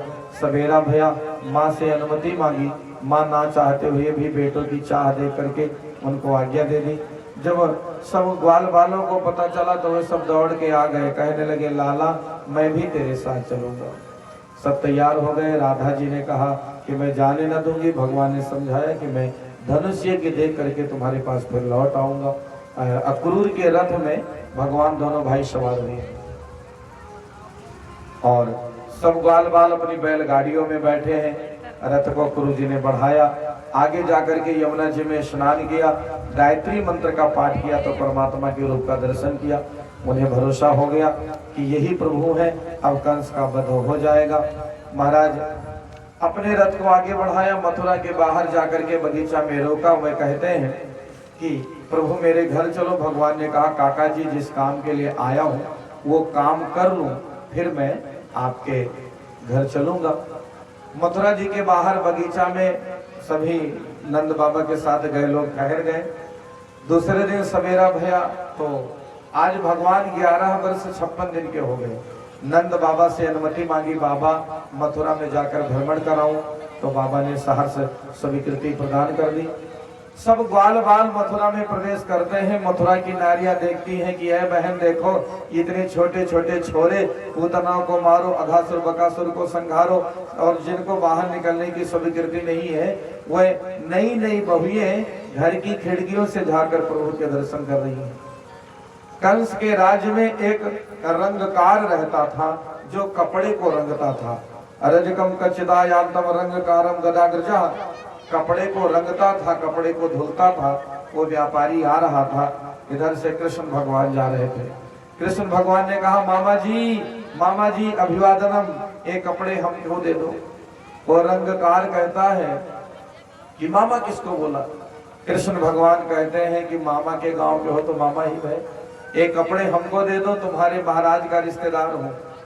उस रंगकार ने कपड़ा तो नहीं दिया, गाली देने लगा, अरे गंवार कहीं के वाले, गाय चराना जानो, दूसरे झूठ खाना जानो, तुम क्या जानो राजसी वस्त्र का महत्व क्या होता है।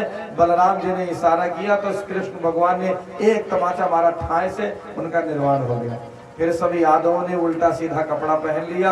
आगे बढ़े तो एक दर्जी ने आकर के कहा कि प्रभु यदि आज्ञा हो तो आपके कपड़े ठीक कर दूं। भगवान ने कहा हाँ। तो दर्जी ने सबके कपड़े साइज के किए, सभी ग्वाल बालों ने पहना। श्याम सुंदर बलराम जी ने पहना, जो कपड़ा बचा वो गरीबों में बांट दिया। आगे बढ़े तो एक माली आया, माली ने भगवान के गले में माला डाली। भगवान ने आशीर्वाद दिया कि इन सुंदर हारों के बदले शांति का मिले उपहार तुम्हें, कीप स्माइलिंग एवरी टाइम। फिर आगे बढ़े तो कंस के दरबार में कुब्जा रहती थी। मानो ब्रह्मा जी ने अपने फैक्ट्री के जितने खराब पुर्जे थे उसको जोड़ करके उस नारी का निर्माण किया हो। भगवान ने जैसे देखा, कहा आए मृगनयनी, कहाँ जा रही हो? उसे लगा कि मेरी बेइज्जती कर रहे हैं, मैं सुंदर नहीं हूँ, इसलिए मुझे कह रहे हैं। परंतु परमात्मा तो शरीर की सुंदरता नहीं, मन की सुंदरता देखते हैं। उस कुब्जा की विशेषता है कि उसका पीसा चंदन ही कंस अपने माथे पर लगाता है। भगवान ने कहा देवी ये चंदन हमें लगाओगी? तो वो कुब्जा कहती हाँ जरूर। सब ग्वाल बालों के माथों में चंदन लगाया।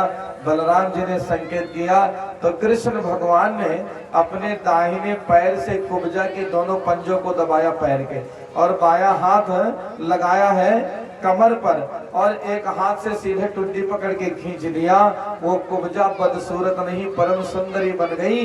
बोली कृष्ण कन्हैया लाल की। कुब्जा स्तुति करने लगी, महाराज इसको सुंदरी कर दिया, अब मेरे परिवार को चल करके धन्य कर दो। भगवान ने कहा सुनो सैरेंद्री, अभी मैं मामा के घर जाऊंगा, मामा को ठिकाने लगाकर लौटूंगा तो तुम्हारे घर आऊंगा। आगे बढ़े। कंस ने अपने दरवाजे पर धनुष सजवा के रखा था जो शिव जी ने दिया था। कृष्ण भगवान ने जाकर प्रत्यंचा चढ़ाया, धनुष टूट भयो दो खंडा। जैसे दो खंड में धनुष टूटी महाराज, कंस घबराया, खबर अंदर गई महाराज धनुष तो भंग हो गई। तो कंस ने अपने द्वारे पर कुबलया पीठ हाथी को खड़ा कर रखा था, जिस हाथी के देह में 10,000 हाथियों का बल है। दोनों भैया दौड़ के गए, एक ने सूंड पकड़ी, एक ने पूछ, खूब नचाया, कुदाया, दौड़ाया, और आखिर थक हार कर उस हाथी गिरा जमीन पर, प्राणांत हो गया उसका महाराज। फिर दोनों भाइयों ने उस हाथी के दोनों दांत को उखाड़ा जो बाहर निकले रहते हैं, कांधे पर धरा और प्रवेश किया अंदर। याद रखना कुबलया पीठ हाथी के देह में 10,000 हाथियों का बल है, लेकिन मारा गया। चाहे जितना धन हो, चाहे जितना बल हो, चाहे जितना बड़ा पद हो, अगर कुकर्म करेंगे, कुकर्मी की सहायता करेंगे तो दुर्दशा होगी। मारा गया। अंत बढ़े, अंदर बढ़े। कंस के दरबार के अंदर 5 पहलवान लगे थे और कई नरनारी थे जिनकी जैसी भावना थी। भगवान का दर्शन किया, पहलवानों ने भगवान को युद्ध के लिए उस्काया। भागो मत, सब बैठे रहो, ये जो बूंद गिर रही है इसमें तेजाब और आग नहीं है। इसलिए मेरी सबको प्रार्थना है, मौसम बहुत बिगड़ेगा तो कार्यक्रम उतरे पर संपन्न करके हम लोग चले। इसलिए मेरी माताओं बहनों भाइयों को प्रार्थना है कि थोड़ी भगवान परीक्षा ले तो परीक्षा भी लेनी पड़ेगी, और नहीं तो आप लोगों में जिसको भाई तकलीफ हो पानी के बूंदों से तो हम कुछ कह नहीं सकते।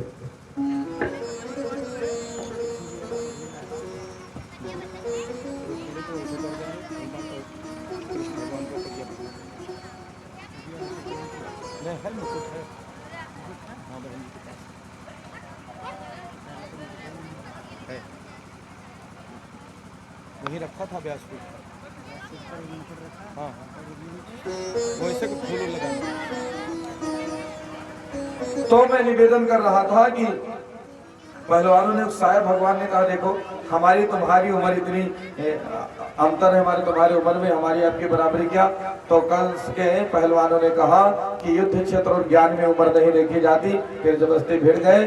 5 पहलवानों को दोनों भाइयों ने मिलकर के वही धूल चटा के शांत कर दिया।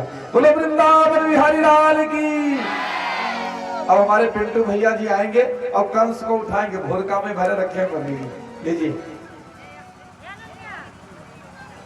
कंस अपने घर के अंदर भाग गया, भगवान सूक्ष्म शरीर के अंदर पहुंच गए। कंस ने देखा कि अब तो मैं मारा जाऊंगा। जब सिर पर देखा काल पड़ा तो कंसासुर तत्काल उठा। जी ने कहा निकल भागो, लेकिन तलवार निकाल उठा। जैसे कंस ने तलवार निकाला, भगवान ने झपट के कंस की चुटिया पकड़ी और घुमाना शुरू कर दिया।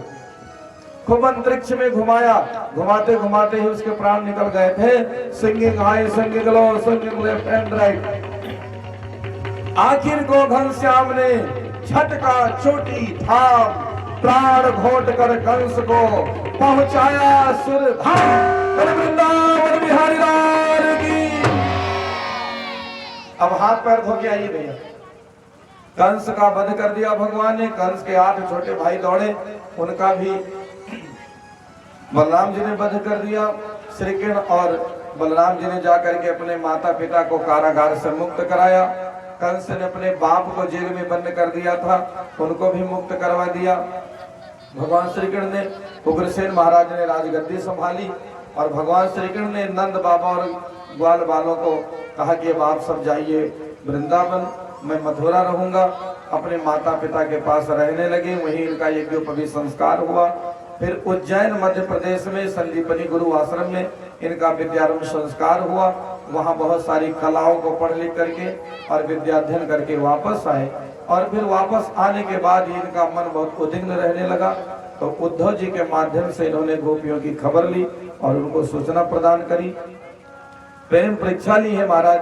कंस का जब वध हो गया तो कंस की 2 पत्नियां थी, अष्टि और प्राप्ति। वह अपने पिता के घर चली गई। कंस के ससुर का क्या नाम है? जरासंध। क्या नाम है माताओं बहनों? जरासंध। जरासंध को जब पता चला कि मेरे दामाद को श्री कृष्ण ने मारा है तो उसने 23 अक्षौहिणी सेनाओं के साथ मथुरा पर आक्रमण कर दिया। 1-2 बार नहीं, भागवत जी में लिखा है कि 17 बार आक्रमण किया और 17 बार भगवान श्री कृष्ण ने हरा दिया।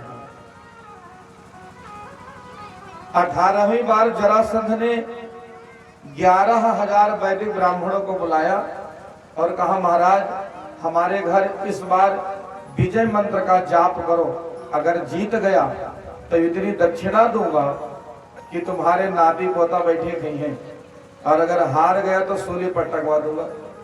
पंडित सब सोचने लगे कि कृष्ण भगवान को भला कौन हरा सकता है, ये हरा पाएगा नहीं, फिर हमको सूली पर टंगना पड़ेगा। इसलिए पंडितों ने कहा मैं जाप नहीं करूंगा। तो जरासंध ने कहा चलो तुमको पहले सूली टांग दें। तो पंडितों ने कहा चलो कम से कम कुछ देर तो बचे रहेंगे। जरासंध के घर 11,000 ब्राह्मण माला लेकर बैठे, लेकिन कोई विजय मंत्र नहीं जपते थे। सब यही कहते थे हे भगवान हमका बचाए लो, हे भगवान हमको बचाए लो। भगवान ने सोचा कि अपना मान भले टल जाए, भक्त का मान न टलते देखा, प्रभु को नियम बदलते देखा। कृष्ण भगवान ने सोचा भले ही हमारी समाज में बेइज्जती होए, परंतु मैं अपने भक्तों की रक्षा करूंगा। जरासंध ने आक्रमण किया तो कृष्ण भगवान युद्ध क्षेत्र छोड़कर भाग गए। 17 बार हराया था, 18वीं बार हरा सकते थे, लेकिन युद्ध क्षेत्र छोड़कर भाग गए। जरासंध चिल्लाया आए रण छोड़ कहां जा रहा है? भगवान ने कहा चाहे जो कहो 11,000 के नगर हम यहाँ होगा, बेइज्जती साही करी और भागे। तो जरासंध ने मथुरा जी में आग लगवा दी। भगवान ने राजा मुचकुंद को माध्यम बना करके कालियों का वध कराया। मथुरा में आग लगे उससे पहले भगवान उत्तर प्रदेश से भागे और गुजरात पहुंच गए। गुजरात पश्चिम समुद्र के अंदर 48 कोस में भगवान ने एक नगर का निर्माण कर दिया। 48 दिया 144 किलोमीटर में, और उस नगर का नाम है द्वारिकापुरी। कौन नगर भाइयों बहनों? द्वारिकापुरी। द्वारिकापुरी में अपने सभी परिवारी जनों को शिफ्ट कर दिया। जरासंध ने सोचा कि सब जल मर गए, परंतु भगवान ने सबकी रक्षा कर दी महाराज। जरासंध ने जाकर के विद्वान ब्राह्मणों से कहा वाह महाराज बहुत बढ़िया माला जप्यो, और आपके मंत्र जब से इस बार मैं विजय श्री प्राप्त कर सका। बोलो सच्चिदानंद भगवान की जय। फिर बड़े भैया बलराम जी का रेवत नरेश की पुत्री रेवती के साथ ब्याह भया। आज हमारे कन्हैया 25 साल के हो गए। बोलो बांके बिहारी लाल की जय। आज भगवान की उम्र 25 साल की हो गई। विदर्भ देश के एक राजा हैं जिनका नाम है भीष्मक। क्या नाम है माताओं बहनों? भीष्मक। राजा भीष्मक के 5 बेटे हैं, रुक्मी, रुक्मरथ, रुक्मबाहु, रुक्मकेश, रुक्ममाली। लेकिन राजा की बिटिया एक भी नहीं है। बेटे तो 5 हैं परंतु बेटी एक भी नहीं है। राजा को बड़ी चिंता होती है कि बेटे 5 हो गए, बिटिया एक भी नहीं। बेटा धन है तो बेटी धर्म है, इसलिए घर में बेटी का होना भी जरूरी है और बेटा बेटी में भेद नहीं करना चाहिए महाराज। पर एक सूत्र है कि लक्ष्मी जी कभी गर्भ में नहीं आती। भाइयों बहनों, जब नारायण राम रूप में आए तो लक्ष्मी जी किस रूप में आई? बोलो माता बहनों। जब त्रेता में परमात्मा राम रूप में आए तो नारायण किस रूप में आए? नारायण राम रूप में आए तो लक्ष्मी जी सीता रूप में आई, और जब नारायण कृष्ण रूप में आए तो लक्ष्मी जी आए। राधा नहीं, रुक्मिणी के रूप। रुक्मिणी है लक्ष्मी जी। तो राधा कौन है? तस्मात् ज्योतिर्भवे द्वेधा राधा माधव रूपकम। हम एक दिया जलाते हैं, दो लौ निकलता है। इसी प्रकार जैसे एक दीप में दो लौ, ऐसे भगवान श्याम और श्री राधा जी दोनों चेतना एक ही है, रूप दो है। राधा के बिना श्याम आधा। तो महाराज राजा भीष्म ने भगवान से प्रार्थना करी। एक दिन सवेरे सवेरे यमुना जी में स्नान करने गए थे, तो यमुना के तट पर कमल के पुष्प में लिपटी हुई एक कन्या मिली। उस कन्या को उठा लाए राजा, अपनी पत्नी को दिया। कहा, देवी भगवान ने हम पर कृपा करी, अभी घर में बिटिया नहीं थी, बेटे थे केवल, बेटी भी हो गई। और बिटिया का नाम रखा रुक्मिणी। क्या नाम रखा भाइयों? रुक्मिणी। बाप बेटी का प्रेम इस संसार में जैसा है ऐसा किसी का नहीं है, याद रखना। बाप बेटी जैसा रिश्ता दूसरा रिश्ता नहीं। वैसे हमारे गांव में कहावत है, बिटिया कहती है कि मायके में कब तक सम्मान, जब तक अम्मा है। नहीं कहती है बहुत जनी कि मर गई माता खत्म होगा, बोलो। लेकिन ये बात सही नहीं है। बेटी का मायके से नाता तब तक जिंदा रहता है जब तक बाप रहता है। बाप है तो बेटी को लगता है कि मायका है, और जिस दिन बाप नहीं रह जाता है बेटी का मायका उस दिन खत्म हो जाता है। यदि माँ रहे तो भी पराधीन हो जाती है, क्योंकि बेटी के लिए मायका का महत्व तभी तक रहता है जब तक पिता रहता है। बंधुओं, शायद इसीलिए हर बेटी की विदाई में कोई बाप अपने आंसू को रोक नहीं पाता। किसी आदमी का जवान बेटा मर जाए तो सीने पर पत्थर रखकर समझा लेता है, परंतु कितना ज्ञानी ध्यानी विवेकी आदमी हो, बेटी की विदाई में कोई बाप अपने को संभाल नहीं पाता, रो पड़ता है। बेटी की विदाई हर व्यक्ति को रुला देती है, क्योंकि बाप बेटी का रिश्ता ही ऐसा है। दुनिया में जितने रिश्ते हैं उन रिश्तों में सबसे पावन पवित्र रिश्ता है बाप और बेटी का। राजा भीष्मक अपनी बेटी रुक्मिणी को बहुत प्रेम करते। रुक्मिणी समय के साथ धीरे धीरे बड़ी होने लगी। राजा भीष्मक जहाँ सत्संग में जाते, बेटी को साथ में लेकर जाते। भगवान श्री कृष्ण के बारे में सुन सुन करके रुक्मिणी जी ने बचपन में ही तय कर लिया था कि मैं अपना विवाह श्री कृष्ण से करूंगी। जब बड़ी भई तो उसके भाई रुक्मी ने अपनी बहन का विवाह नशेड़ी के साथ तय कर दिया। और आपको निवेदन करूं कि बिटिया का ब्याह गरीब के घर कर देना, लेकिन नशेड़ी के साथ मत करना। जिन बहनों का पति नशेड़ी है, शराबी है, उन बेचारी का जिंदगी देखो नरक हो गया। धुर्त नशे में जो रहता है, आफत खड़े रोज करता है। पिटती पत्नी बिकते जेवर, छोड़ शराबी अपने तेवर। नशा नाश की जड़ है भाई, इसका फल अतिशय दुखदाई। इसलिए मेरी सबको प्रार्थना है कि चाहे गरीब के घर बेटी ब्याह देना, परंतु करोड़पति नशेड़ी के घर मत ब्याह देना। एक आदमी हमसे कहने लगा, पंडित जी बिटिया के ब्याह देखे में बहुत बढ़िया घर है, 4 ठो के एलपी ट्रक चलते हैं, 3 बोलेरो हैं, 1 डीसीएम है, 2 ठो ट्रैक्टर है, थ्रेसर है, कौनो कमी नहीं है महाराज। लेकिन ये कमी है, लड़कवा कभो कभो घूंट मार देते, घूंट लगाए देते भैया, घूंट लगाए देते लड़का। तो ये सब तो आजकल के लड़के कहीं लेते हैं। कई दिन ब्याह, पता लगा बिटिया के ब्याह के 8-10 साल बाद वो एलपी ट्रक बेच के पी गए, ट्रैक्टर पी गए, खेत खरिहान सब जतरा सब बिकाएगा। इसलिए नशेड़ी आदमी के हाथ में एक दिन कटोरे रह जाते, हाय हप हाय हप हाय हप। जिनको अमीर बनना है वह अपनी डायरी में पहली लाइन में लिख ले कि नशा मत करना, क्योंकि नशेड़ी आदमी के पास लक्ष्मी जी को जाना पसंद नहीं है। मानस का सूत्र है, व्यसनी धन चाह मान ली। नशेड़ी आदमी कभी भी अमीर नहीं बन सकता, और चाहे जो बन जाए, चाहे जैसा नशा हो, अगर आपको अमीर नहीं बनना है तो कोई बात नहीं, परंतु यदि आप अमीर बनना चाहते हैं तो नशा छोड़ना पड़ेगा। क्योंकि राजा परीक्षित ने शराब में कलयुग को वास दिया था। बंधुओं, शराबी के साथ अपने बहन का ब्याह तय कर दिया। किसने? रुक्मी ने। तो रुक्मिणी को पता चला तो अपने भाभी के पास जाकर रोने लगी, भाभी अब आप ही बताओ मैं क्या करूं।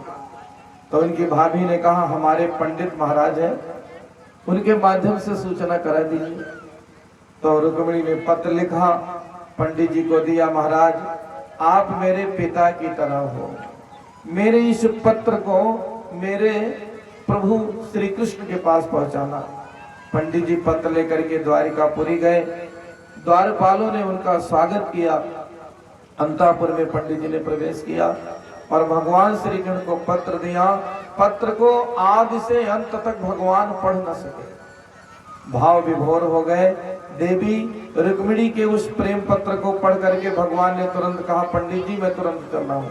रथ को तैयार किया, स्वयं बैठे, बगल में देवी के सूचना को लाने वाले विप्र को बैठाया, रथ को आगे बढ़ाया।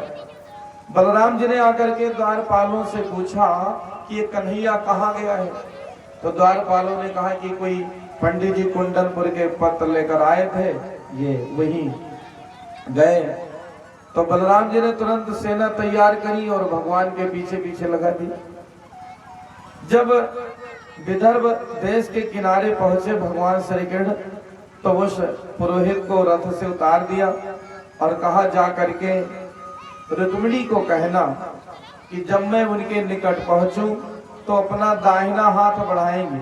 आप सब पढ़े लिखे समझदार लोग यहाँ बैठे हैं। जब विवाह होता है तो विवाह का नाम है पाणी ग्रहण संस्कार। कौन संस्कार माता बहनों? पाणी ग्रहण। कौन संस्कार भाइयों? पाणी ग्रहण। पाणी माने होता है हाथ। वर कन्या के हाथ को ग्रहण करता है और विवाह की विधि में लिखा है कि कन्या अपना हाथ बढ़ाती है वर की ओर कन्यादान के समय, और वर उस कन्या के हाथ को पकड़ता है। आप लोग अपने व्यवहारियों से हाथ मिलाते हैं तो कैसे मिलाते हैं? ऐसे, अंगूठा बहिरन रहता है, माने व्यवहार तो है लेकिन ये सब बहिरन नहीं, इसका व्यवहार नहीं। परंतु पति पत्नी का पाणी ग्रहण होता है तो पत्नी अंगूठा सहित हाथ बढ़ाती है पति की ओर और पति को अंगूठा सहित पकड़ना रहता है, इसका नाम है पाणी ग्रहण। देवी रुक्मिणी के विवाह की तिथि आई। शिशुपाल बारात लेकर आया है, 20,000 सैनिक शिशुपाल के, 20,000 सैनिक रुक्मी के। सबने कहा वो रणछोड़ है, बचपन का चोर है, किसी रूप में आ सकता है, इसलिए सावधान रहे। सब अपनी सुरक्षा व्यवस्था चुस्त दुरुस्त हो गई। धारा 144 लगा दिया और महाराज पंडित जी ने जाकर के सूचना दी देवी रुक्मिणी को कि श्याम सुंदर आ गए हैं। वह अपनी सहेलियों के साथ जाकर के माता गौरी की पूजा करती हैं और पूजा करके जैसे लौटी भगवान का रथ पहुंच गया। सैनिक अपनी ड्यूटी भूल गए, सैनिक अपनी ड्यूटी भूल गए, सुंदरता निहारने लगे। भगवान ने रथ ले जाकर के बगल में लगा दिया। बोलो बाके बिहारी लाल की जय। कार्यकर्ता बंधु ध्यान दें, मौसम आज थोड़ा कुछ अपना रंग दिखा रहा है, इसलिए जैसी तैयारी हो भगवान को लाइए। अब विवाह कराएं और फिर जय जयकार करें। सूचना भेजिए अंदर भाई, जैसा बताइए। तो भगवान ने रथ को ले जाकर के बगल में लगाया। देवी रुक्मिणी पूजा कर चुकी थी, सो उन्होंने अपने दाहिने हाथ को ऐसे बढ़ाया, भगवान ने हाथ को पकड़ा, रथ में बैठाया और रथ को आगे भगाया। सैनिक चिल्लाए, ले गयो ले गयो ले गयो। ने कहा था ड्यूटी का ले गयो, तुम देख क्या रहे थे? मुकुट मंच पे रखा था कहाँ? एक लाल पन्नी वहाँ कमरे में रखी, उसमें देख लीजिए। हाँ। संगीता बहन जी ने लिया था। तो ये मुकुट कृष्ण जी को लगा दें और रुक्मिणी जी के फूल माला वाला उसे लगा देना, तो वैसे चुनरी बना तैयार हैं तो तुरंत लाइए। तो मैं आप सबको निवेदन कर रहा था कि सैनिक चिल्लाए, ले गयो ले गयो ले गयो। आधे कहते रह गयो रह गयो रह गयो। कौन ले गयो? बोले कृष्ण ले गयो। कौन रह गयो? बोले शिशुपाल ले गयो, रह गयो। भीड़ लगी है, आधे समर्थक तो आधे विरोधी मारे। रथ को भगाया भगवान ने। जब रुक्मी को पता चला कि मेरी बहन का हरण कर लेगी श्याम सुंदर, तो कहता या तो अपने बहन को लाऊंगा या मुंह न दिखलाऊंगा। भागा, बलराम जी ने पकड़ा, चले मार दे। तुरंत देवी रुक्मिणी ने रथ से मुंह को आगे किया और अपने आंचल का आड़ करके कहा, दादाजी, जेठ लेते हैं ना, तो कहा दादाजी इसको मत मारना क्योंकि ये मेरा भाई है। हमारी माताएं बहनें बताएं, जब ब्याह होता है तो दुल्हन के भाई का कौन काम दिया है? जरा बोलो। हम कहे थे कि मैं पूछ रहा हूं कि दुल्हन के भाई का कौन काम दिया है, तो कोई कहती यह देखो यह देखो यह देखो, यह काम दुल्हन के बहन भाई का है। पीछे वाली हमारी माताएं बहन बताओ, दुल्हन के भाई कौन काम है? हाँ, एक जगह कहीं डाल पर छे,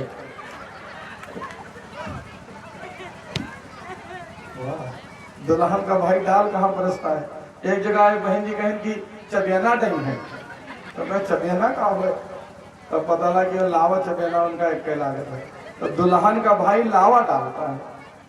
कहा दादा इसको मत मारना, नहीं तो ब्याह में लावा कौन डालेगा। छोड़ दिया और रथ को आगे बढ़ाया। द्वारिकापुरी के पास भगवान का रथ पहुंचा है। सूचना करी गई है, यज्ञ की तैयारियां करी गई हैं, बड़े बड़े विद्वान आए हैं और भगवान के विवाह की तिथि निश्चित करी गई है और विवाह के क्रम प्रसंग में प्रवेश हुआ है। विवाह प्यारा बंधन, गुड्डे गुड़ियों का खेल नहीं, धन दान दहेज प्रदर्शन से है इसका कोई मेल नहीं। ध्यान दीजिए, अब तो विवाह में केवल धन दान दहेज और प्रदर्शन रह गया है। सुंदर और सुशील सुपुत्री, रूप गुणों की उजियारी, किंतु पिता के पास नहीं धन, इसीलिए बैठी कुंवारी। ओ दहेज के ठेकेदारों, कुंभकर्ण बन सोते हो, अनाचार से नाता जोड़े बीज पाप का बोते हो। ये पुनीत संबंध नहीं है, निंदनीय व्यवहार है। इस दानों को मार भगाओ, यह समाज का भार है। इस दहेज ने ही फैलाया भारी अत्याचार। इसलिए बेटा का ब्याह करो, दहेज मिले तो ले लो, लेकिन भिखारी मत बनो कि इतना दे हो तो मैं करबे। कोई हो चाहे जैसा, हमको तो लेना पैसा। लड़के का बाप बोला ला ला ला, मेरा तो बैल बिकने वाला, मुझको ला ला। तो लड़के के ब्याह न ठाने बैल नीलाम कर रहे हैं। दहेज मिले तो ले लो। अब दहेज के चक्कर में ऐसा ना हो कि बहू खटारा आ जाए घर में। अब खटारा बहू आएगी तो घर को नरक कर देगी। इसलिए बंधुओं, बहू अच्छी आएगी, सुलक्षणा बहू आवेगी तो सब गरीबी अमीरी में बदल जाएगा। और खतरनाक बहू कहीं आ गई तो जौन है दोनों चला जाएगा। इस संसार में आदमी सब चीजों का मोल चुका सकता है, लेकिन अपनी अम्मा के दूध का कीमत कोई नहीं दे सकता। माँ के दूध की बराबरी संसार में कुछ भी नहीं है। आदमी अपने माँ के दूध से उरीण नहीं हो सकता है। परंतु हमारे कुछ समाज में अभी विडंबना है, आपके गांव का तो मुझे पता नहीं। लड़के का ब्याह होता है तो अम्मा दूध पियाई मांगती। आपके गांव तो नहीं है? सबके है। जय बजरंगबली, जय नारायण। अब बताओ, माँ के दूध की कीमत कोई देने वाला पैदा है? पूरी संसार की संपत्ति देकर माँ के दूध से नहीं उड़ीण हुआ जा सकता।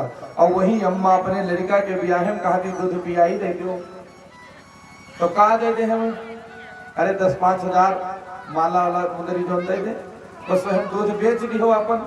तब काहे रोवत हो कि चुन्नू दुल्हन हमें मारी नहीं। जब दूध बेच दी हो तो मारी पीटी जावे करियो। इसलिए मिले तो ले लो, लेकिन दहेज मांगना नहीं।